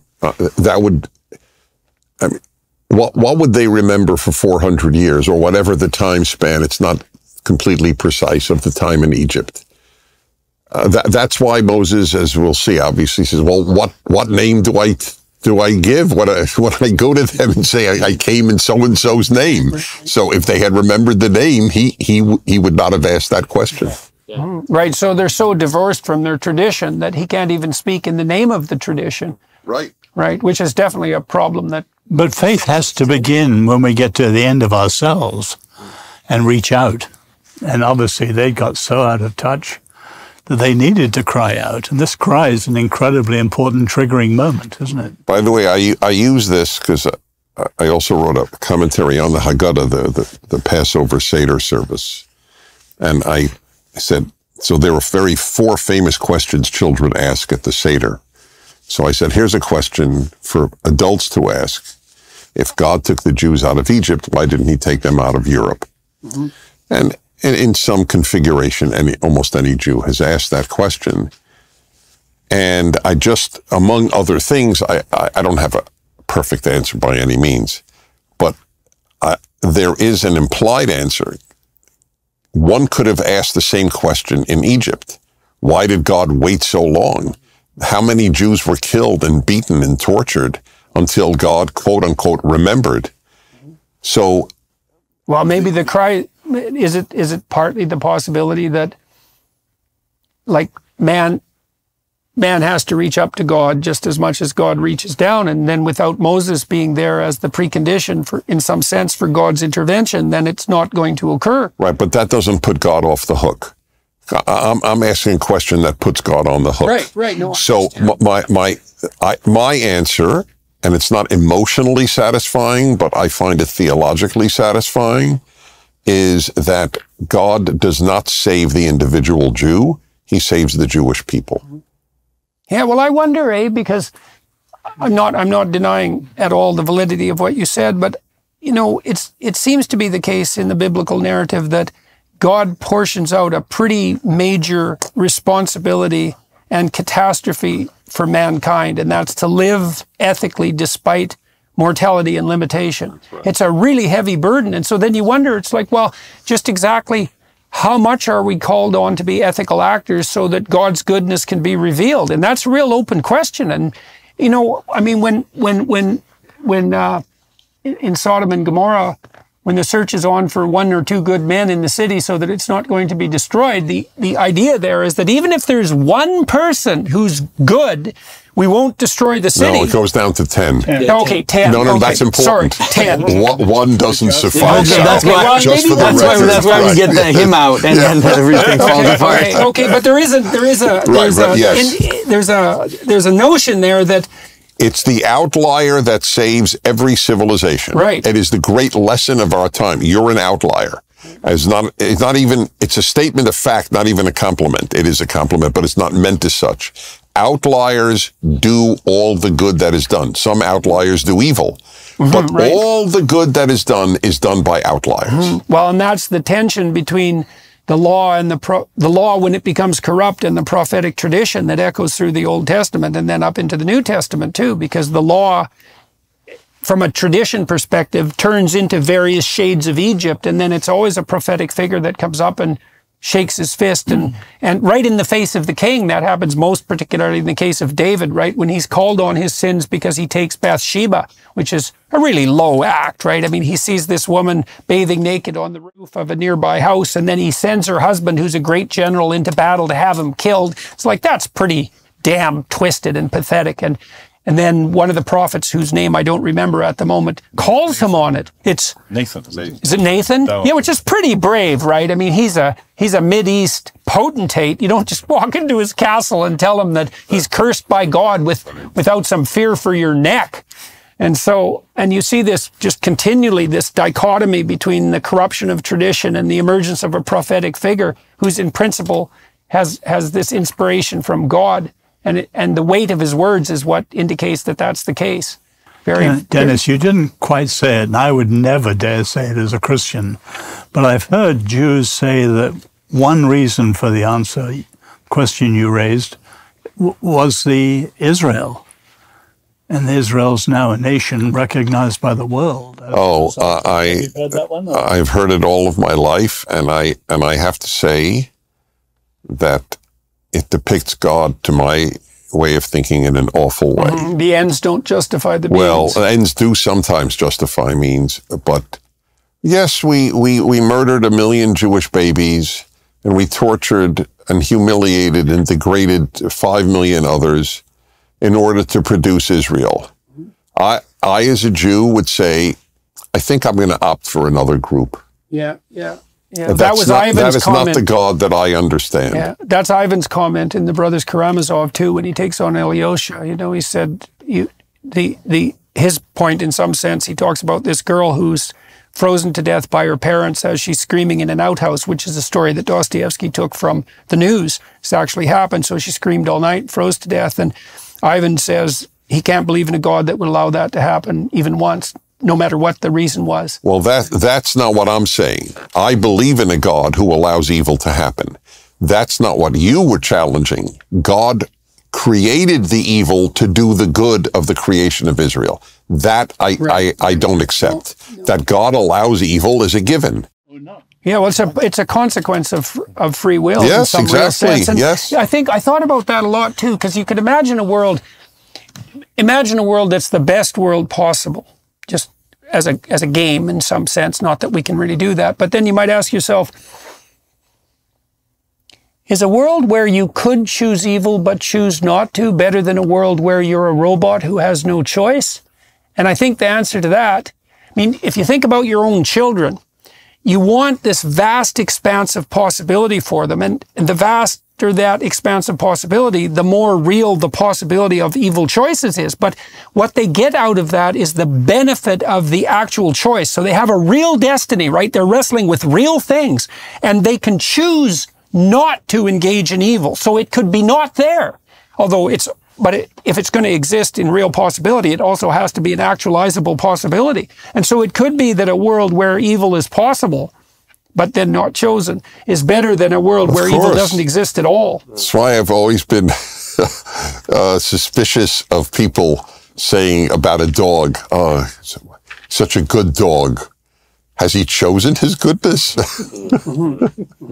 Yeah, surely a world in which there's a possibility of doing good and bringing about generating value is a world that is better than a world in which that's simply not possible at all.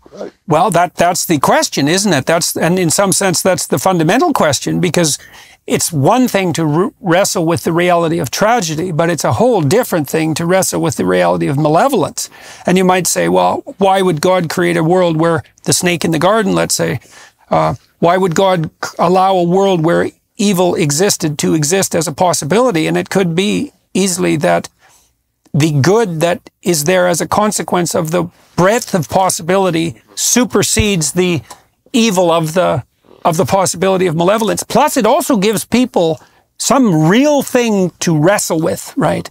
Is that whatever human beings are, we have a heavy load. It's a load that in Christianity is associated in some sense with divinity, right? Because God becomes mortal man.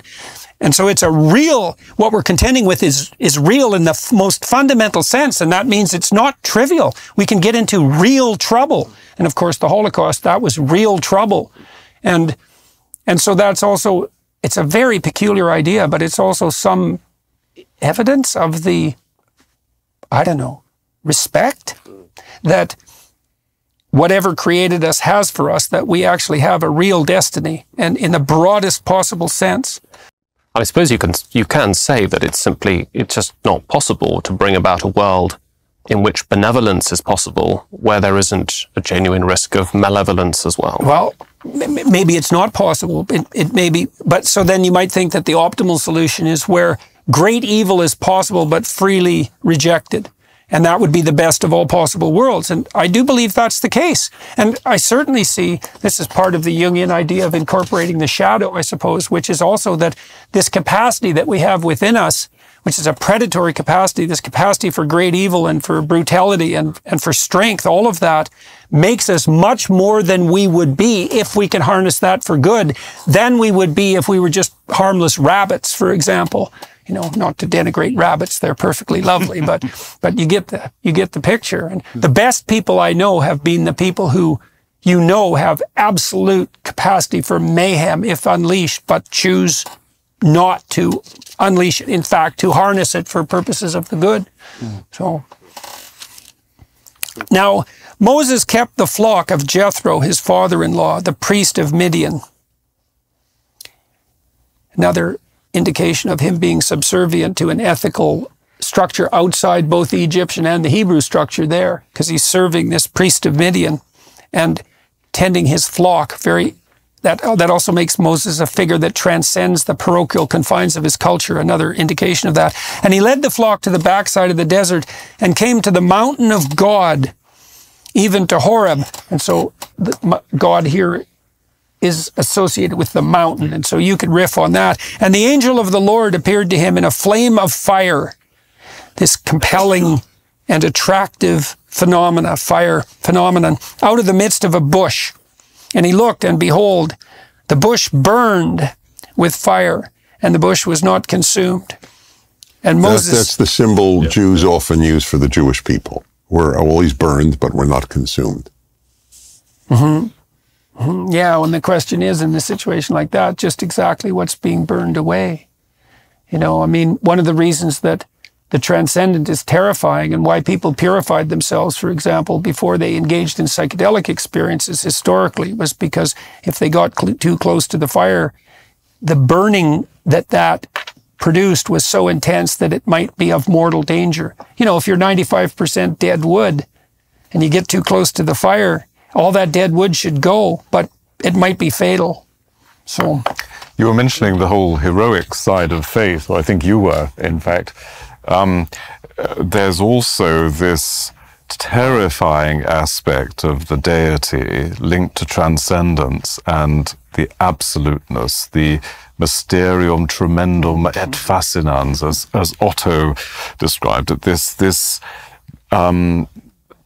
This mystery that is both repelling, because it's terrifying, and at the same time attractive. And I think that was obviously... Well, we get some echoes of that, I would say, in contact with things of great beauty. The European cathedrals are like that. I was in one in Vienna recently that had 3 floors of plague bones underneath it.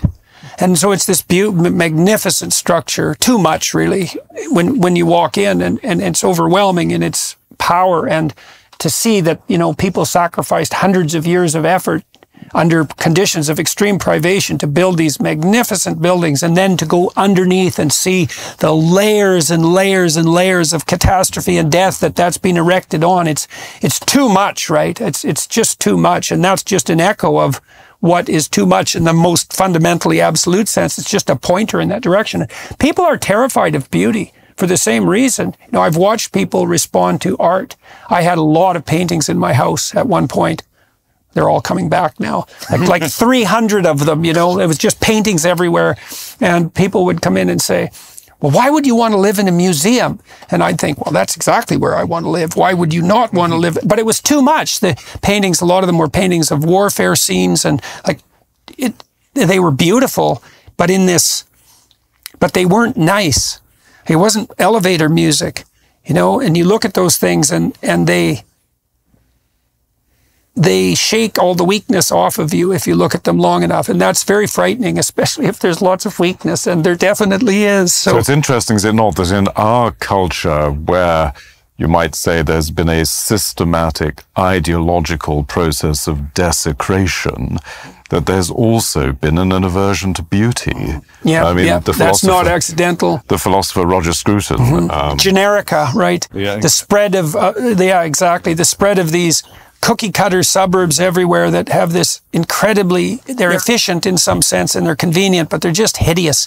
And they have this very short-term element. And yeah, and you see this contempt for that too. It's really terrifying to see it in Europe, because as a North American, especially a Canadian, going to Europe has this element of pilgrimage to beauty. And you go, I saw this in Edinburgh in particular, although they're fixing it. Edinburgh, the whole downtown core, 1 square mile is a UNESCO World Heritage Site, and no wonder, because Edinburgh is like, it's beautiful. And then intermingled with these mostly Victorian buildings, if I remember correctly, were these hideous catastrophes erected in the 1970s, this brutalist, modernist abortion, these giant middle fingers, you know, to the entire context. And to their credit, the people of Edinburgh are tearing them down. And yeah, my mentor Peter Berger has a notion, signals of transcendence. Some are positive, beauty, or C.S. Lewis surprised by joy. Some are negative, like the Auden one. This to me is the ultimate signal of transcendence ever, because if you look at burning, it must end in ashes. And you can't look away from fire either. Like we Nothing are the lasts. apes who couldn't Everything look away changes. from fire. You can't step in the same river twice. If you just go that way, you'd end up with a Hindu view of Maya, and the world's unreal. And yet, no, here's something burning, but not burned up. Right, that's us, man. That's Well, us. no, there's something beyond us, and he's arrested. He sees it, and then he seeks for the explanation, and immediately he encounters the Lord. And that's why, Dennis, the Jews themselves are the ultimate, because of your survival. Despite persecution, you shouldn't be here. Some shouldn't. You know what I'm saying. Just forgive me. I shouldn't Now have you're in allowed trouble. that out. Yeah. Now you're in trouble. I'm thinking of Trotsky and the like. I just there are some Well, to jump unimpressive Jews. To jump from the Hebraic to the Hellenic, that's not far off the way Plato uses the image of fire in his famous image of the cave in Book 7 of the Republic. You know, the flames are flickering, but that's not all there is. There's transcendence beyond. There's the sunlight, the stable, timeless sunlight outside the cave, which the sort of chaotic fire of the sensory world and the fickle world, the ever-changing world, but it's a signal of transcendence, as Berger puts it. And it's a sort of interesting sort of consonance there. Well, fire is also this mysterium tremendum and fascinans that you described, because I think biologically, and I'll think about this from an evolutionary perspective, we're all descendants of the first proto-human chimpanzee analog who absolutely 100% could not stop looking at fire. Right? And fire is absolutely fascinating to human beings. It's so interesting to watch people around a campfire, for example, where we feel at home. We gaze into the fire, and the fire seems to me to be something that escapes what's called latent inhibition, is that almost everything we see after we've seen it multiple times, we see as a representation of memory. We don't see the thing itself, but fire is one of those things that escapes that, and we see fire as something that's constantly new, plus it's always constantly changing, and we cannot look away from it, just like we can't look away from little children, and we can't look away from sexual beauty. These things all escape the tyranny of our conceptualization. So, I just wanted to say something about these two. Like, to me, these two texts, the one you read before and this one, is really one of the most a very beautiful description of reality, based a little bit on what you were saying before. Because it says, and God heard their groaning and remembered his covenant with Abraham, with Isaac, and with Jacob. First of all, this is also referring to Genesis at the end of the flood, because that's how the flood ends. The flood ends, it says, God remembered Noah. And when God remembers Noah, the waters recede, and then the dove finds the tree, finds the structure. that connects heaven and earth. That's what the dove finds. And so you have this verse, but right there it says, he remembered his covenant with Abraham, Isaac, and Jacob. And for the first time, you have this hierarchy again coming back, saying God is already giving back the identity to his people. He's already saying, it's like it's not just God and chaos. It's there's this whole story that's there, and he's going to give it back to his people. And then Moses, so is that Jacob's ladder? Do you think is that the definitely same imagery? it's definitely Jacob's ladder, the mountain, and the tabernacle itself. When we get to the tabernacle, you'll see it's a representation of Moses' mountain itself, or the mountain of paradise itself. So then Moses, right after that, you have Moses. What happens? He comes out of the desert, come to a mountain, and in that mountain, now he sees this flaming bush. He has to remove his sandals. He enters into the sacred space. The sacred space is, the text, at least I know St. Gregory of Nyssa really insists on how the bush is a bramble bush. It's a thorn bush. And that's you can see that's the fullness of everything, because the thorns are the consequence of the fall. The thorns are what God gives as a consequence of sin. And now here is this thorn bush, which is full of light, but is not consumed. And that's the thing. That's what God gives us. It's like reality can exist in all its multiplicity, in all its beauty. And we don't, as Christians and people also in the Hebrew tradition, we don't have this idea that the world is an illusion, that the world is just has to be gotten rid of, and we just need to get to nirvana or whatever. We have this sense that the world is full of God's presence, and it's a gift, right? It's good. That's what it says at the beginning of Genesis. And I think that that's what we're seeing here, is this God is present in the world. God is manifesting himself to Moses, but he's not consuming it. It's continuously continuing to exist even in its participation in God. Now I read that so Moses has to take his sandals off to go to do this. I read that that's also his, and this is on commentary on the Torah, that he was foregoing any claim to ownership of the land upon which he stood. There were ancient Hebrew traditions about taking ownership of land that had to do with being shod. And so to take off the shoes meant to approach the transcendent in a humble way with no claim to possession. And that seems to me, and the shoes, of course, are symbols of identity. Tammy, my wife, she had dreams all the time where shoes represented her current identity.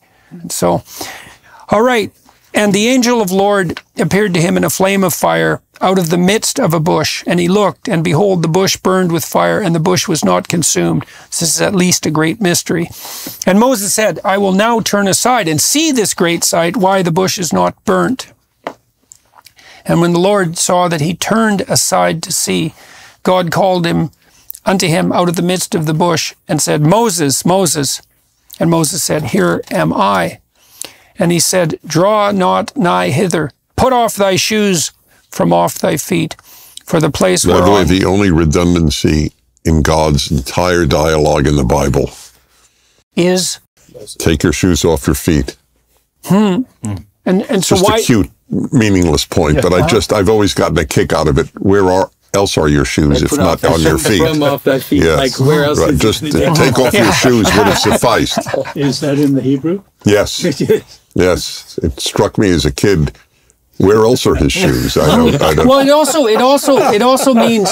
also means I think that God is insisting that in some real sense Moses stands unprotected and naked in front of him, and because to take off your shoes and to reveal your feet, that might account for why that emphasis is there, right? And so it's the feet and not the shoes. Yeah. And the shoes are definitely, they're a fundamental element of culture. And they shield us from our contact with the ground, but they also, in some real sense, elevate us above the ground, right? That's the danger of shoes.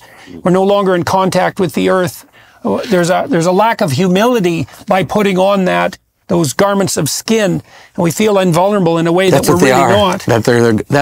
I think the best way to understand this text is as a return to Eden. Mm-hmm. And so in order to return to Eden, he has to remove his garments of skin. Mm-hmm. And it's like, but what's crazy is the surprise. It's like he removes his garments of skin, and the surprise is to see the thorn bush in flame. It's like, what a crazy mystery. Like, what a... Well, and that's an echo then too of the notion that in order to encounter the transcendent in the most real sense, you have to absolutely at 100% accept your naked vulnerability. And you think, well, that's self-evident when you think it through, because how else could you adapt to life in the most fundamental sense without simultaneously accepting the fact that you're ultimately, right, naked and vulnerable. You're ultimately that, because you're prone to insanity, you're prone to tyranny, and you're prone to death.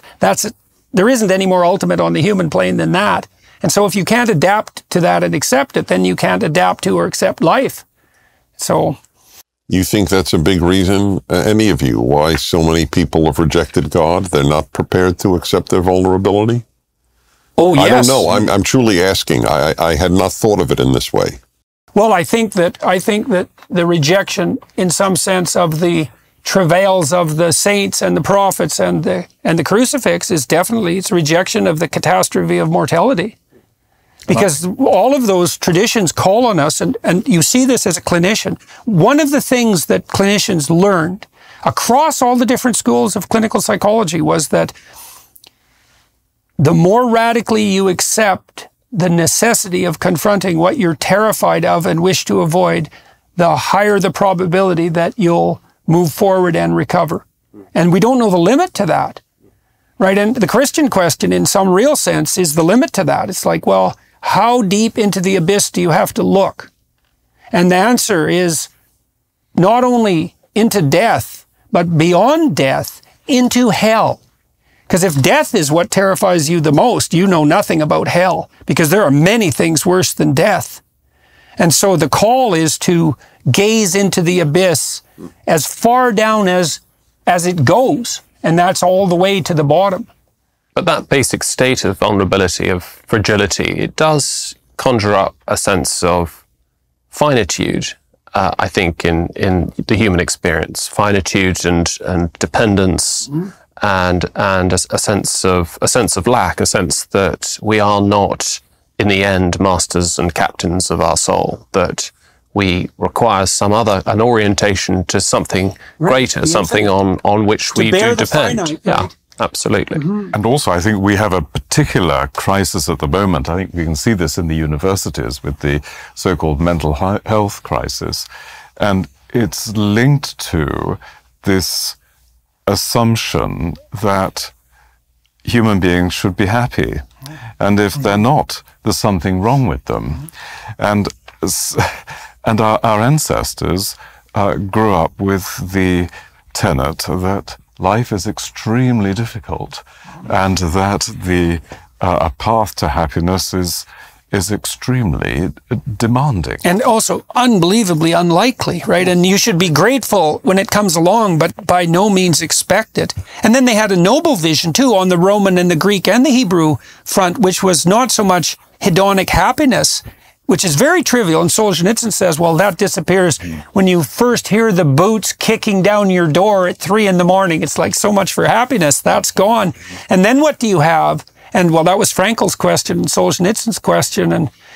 And part of the answer to that is, in the face of privation and terror and tragedy and malevolence, you have the great adventure of your life. And one of the things that I think is true is that you find that adventure in truth. Because truth is an adventure, and it might be enough of an adventure. It might be enough of an adventure to justify the catastrophe and malevolence of life. And I wonder whether the erosion of certain basic rituals is also generating a lot of problems. I mean, not trivial example, but one that comes to my mind was a death in college about 20 years ago of a brilliant young student who was hit by a car crossing the road in the college. And I noticed that the students, the 18, 19-year-old students, were completely thrown by this. And partly it emerged they hadn't been to funerals. Their parents hadn't taken them along to funerals. To shelter them. To protect them from suffering. And they'd say, as good parents, they would not allow their children to be subjected to funerals as if the funerals might be damaging them. Now, what I noticed was, in fact, that you had adults, young adults, highly intelligent adults, who were completely disorientated and distraught by death. And I think to some extent, because the ritual of funerals... Well, there's no container for it. Well, my wife remembers when she was 5, her grandfather died, and they didn't take her to the funeral. Now, my wife's parents, by the way, were very good at fostering independence, but they didn't take her to the funeral. And she was shocked by that and never forgot it. And I think the reason is that the message there is that death itself is so terrifying that there's no way a child can apprehend it or bear up under it. And that better not be the case, because that's life, death. And so if that's the case, then life is too much. And so what you do is you bring the child to the funeral to show that. So when my wife's mother died, we were there for her death. And it was a terrible death. She had a neurological disease, a degenerative neurological disease, dementia. So she deteriorated over about 15 years. And first of all, her husband rose to the challenge. Man, it was something to see, because he was sort of a man about town, but when the chips were down, God, he was there. And it was something, man. And then I watched her family deal with this. They're pretty tough. My wife's sister is a palliative care nurse, and her other sister is a pharmacist. And they've confronted mortality, in a noble sense. And what happened in that family was that as they mutually faced death together, and this is also what you do at a funeral, is the bonds that attached them to each other grew stronger and thicker. And so that while they suffered the loss of their mother, which was a genuine loss, they were compensated for it in a real sense by the increase in love between them. And I would say their family, in the aftermath of their mother's death, was much closer and tighter than it was before. And, you can't say, well, that made it good, because that's a cheap out, But you can bloody well say that it made it a lot less like hell than it had to be. And so these containing rituals, your children are a lot tougher than people think, and you need to take them to a funeral so that they can see that the adults, I'm going to be like Dad, and look, he can stand up in the face of death, maybe even in the face of the death of his father, and he can still move forward. And God, you better learn that, because it's coming down the pipelines. But the text is, this text is precisely such a ritual, right? This isn't a live stream of history, right? This is a text written to convey, you might say, the order in history, or the transcendent order in history, and to bring us into that history. And so, when you talk about the ritual of the funeral, for example, that's a ritual to help you understand the horror of death, and to, in some sense, redeem it, at least from the point of view of your own self-consciousness, to be able to understand it. And so I think, when you see these moments that refer to God remembering his covenant and so on, this is in a way showing us that the text is itself a liturgical creation of our own subjectivity, our own memories, such that we can make sense of our lives here and now. Well, I just want to ask Jordan a question. It intrigued me what you said about your mother's father. It was bon vivant, and then rose to the challenge. Oh man, it was unreal. Right. So I want to ask you a question. Prior to the challenge, what would you have predicted his behavior would have been? Well, I always liked him and admired him, but he was a man about town, extroverted guy. So he passed the test, and you would have predicted he would have passed the test. Not to the degree that he did. It was really quite stunning. So here's my question, and it's really, I wrestle with it. I don't have an answer. I am curious to hear anyone on this. Do we know people before they have been tested? No, not really. We don't know ourselves either. Then this is a very, very interesting question, because life in America, at least, from World War II to the last, till 2010 even years ago, was quite easy for the vast majority of its citizens. Mm-hmm.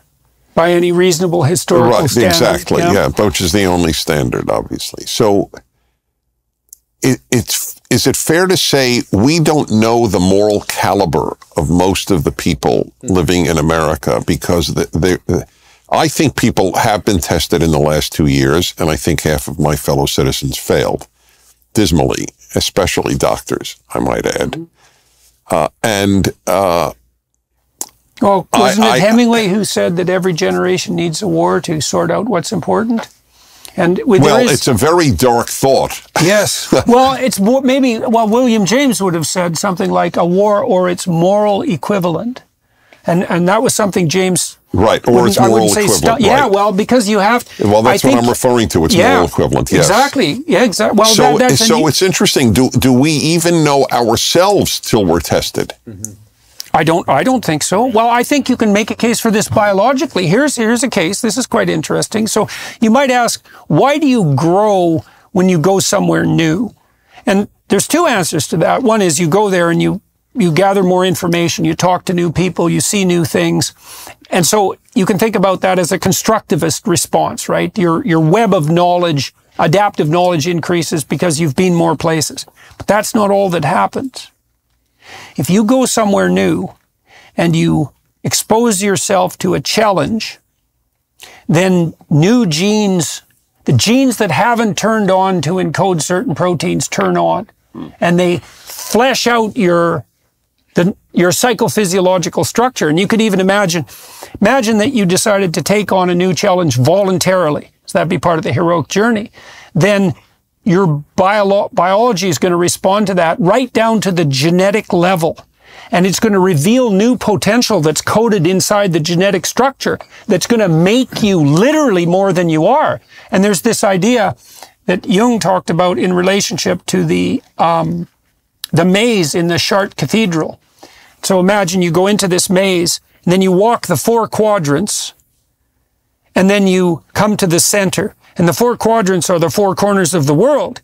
And you have to pass through all the 4 corners of the world before you come to the center. And the idea there is that you have to hit yourself against all the sharp edges of the world before the full potential of what you are is manifest. And that has something to do, I would say, also with the idea of the harrowing of hell, is that you have to face death, and you have to face tyranny, and you have to face malevolence, and so that's hell at that point. And the deeper you peer into that abyss, and the more strenuously you wrestle with that, the more of you turns on. And so, and I think that's how, and then you also think, well, how could it be any other way? Why would what was within you manifest itself fully in the absence of challenge? Nothing works that way. You don't get stronger without lifting weights. So then that leads to another question. How many people, putting aside an easy society, how many people lead a life devoid of challenges? Well, pretty small. They just don't acknowledge them as challenges, and therefore don't need to pass the test. Well, or they're resentful and bitter about their problems instead of seeing them as adventures and opportunities. That's the age we live in. Yeah. If I'm challenged, it's the fault of someone. Yeah, well, and people are enticed to believe that. But what I've been so heartened by, and one of the things that people have been responding to in relationship to what I've been lecturing about as a clinician, I would say, is when you confront young people, this has especially been true of young men, with the notion that what they should do is strive to bear up underneath the heaviest responsibility they can shoulder voluntarily.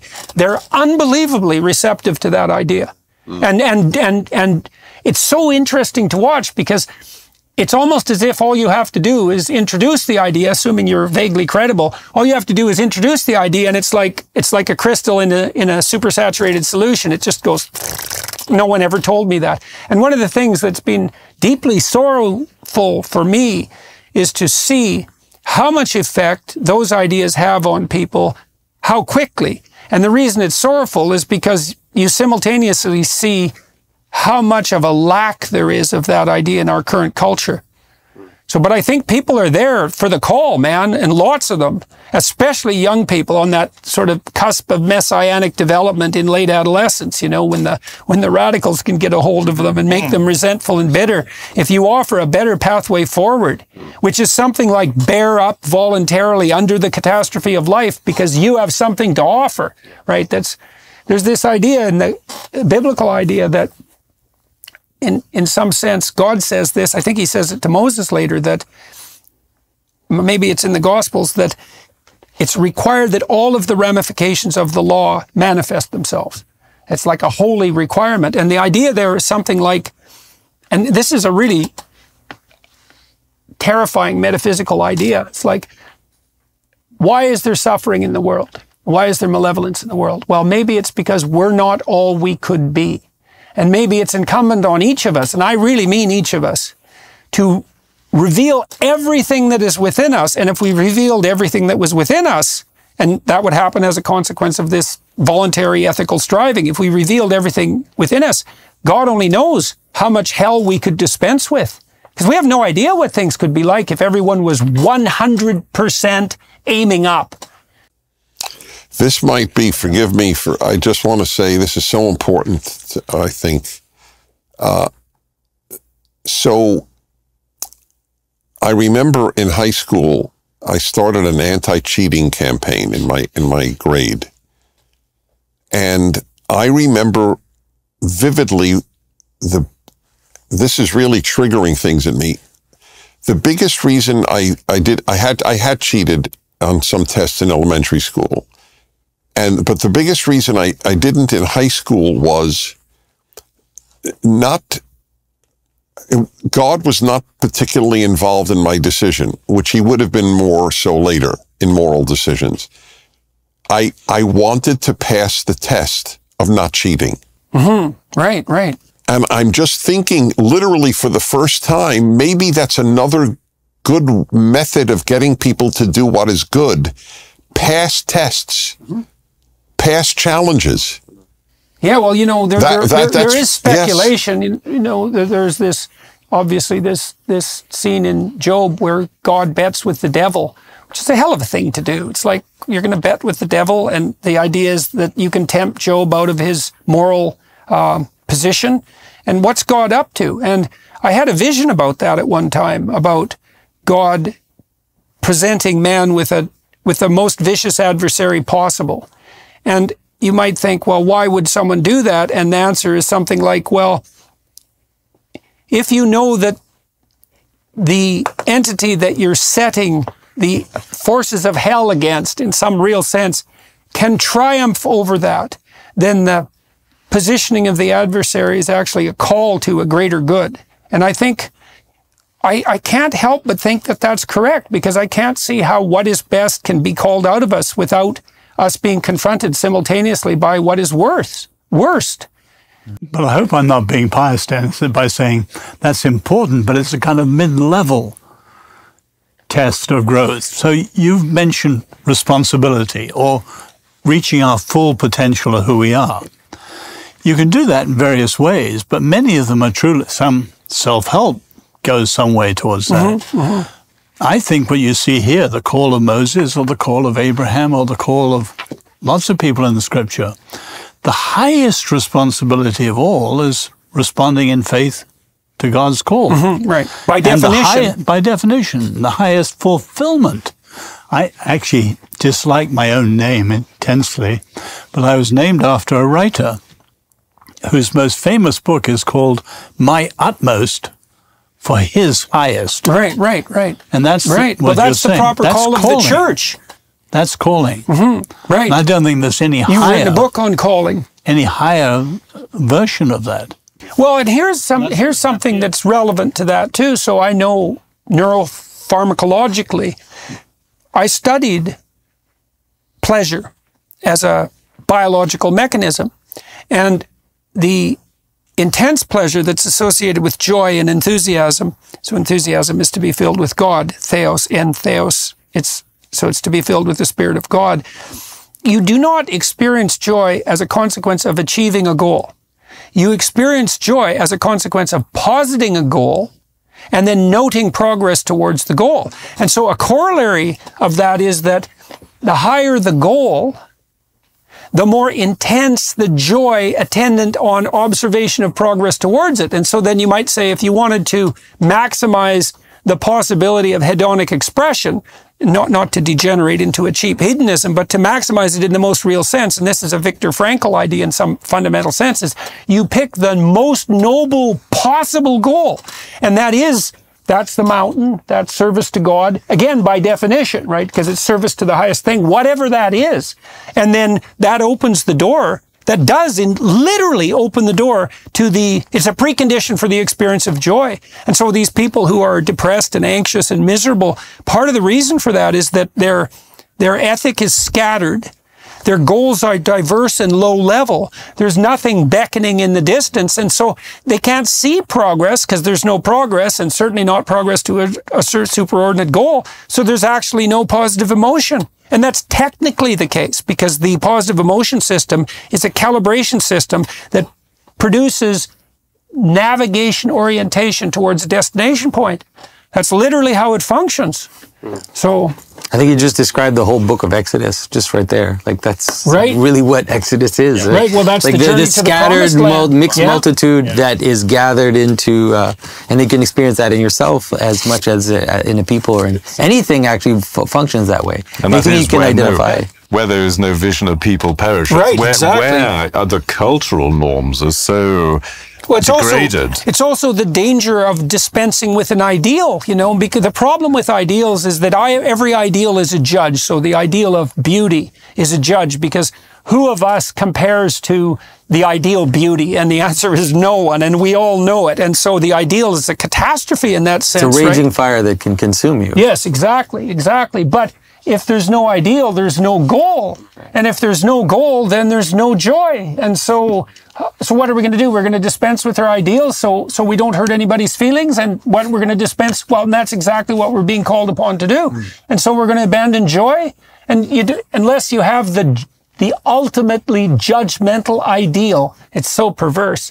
Unless you have the ultimately judgmental ideal, there's no precondition for joy. God. But back to Stephen's thing about the funeral and the reality, the history. In other words, psychology and lots of things, you can throw incredible interpretive light. But the highest thing here is that God is the actor in this, and it happens in history. So the surrounding nations, all their festivals were festivals of nature, spring and so on. The Jewish festivals are festivals of history. And they're taught to follow them as if they were there, maybe centuries later. In other words, you've got to keep always that history is the decisive thing here. And in light of history, you bring in psychology. I happen to be trained sociology, bring it in. But history and meeting God, you're into pretty heavy philosophy. Yeah. You see here, too, that what's put in the highest place, which is so fascinating, is the spirit that calls you to freedom out of tyranny, right? As we said before, even if it calls you into the desert to begin with. And so it's quite the conceptualization of God, is that part of whatever is to be properly put in the highest place is exactly the spirit that calls you out of tyranny. And so, all right, well, let's finish off this chapter. And he said, "Draw not nigh hither." This is God talking. "Put off thy shoes from off thy feet, for the place whereon thou standest is holy ground."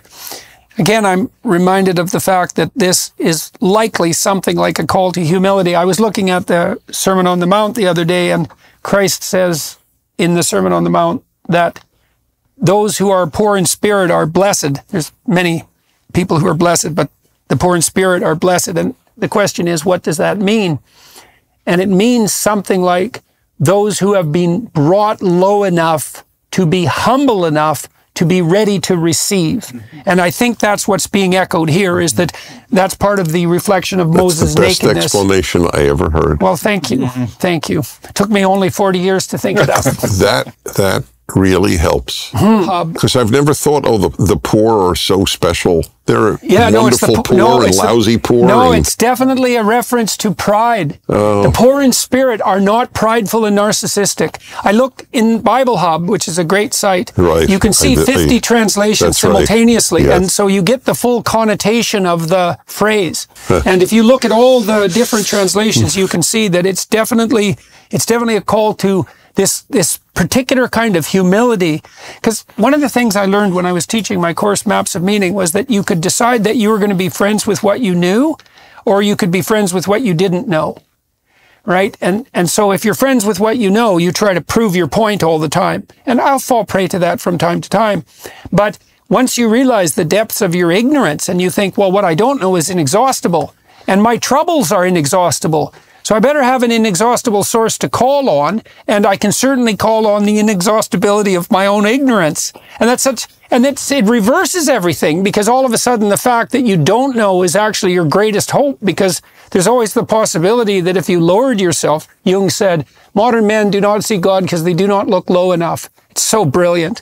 And if you can make friends with your own ignorance, then you open up the landscape of revelation to everything you don't know. Well, that's so good if you have a problem, because the reason you have a problem is because you don't know something.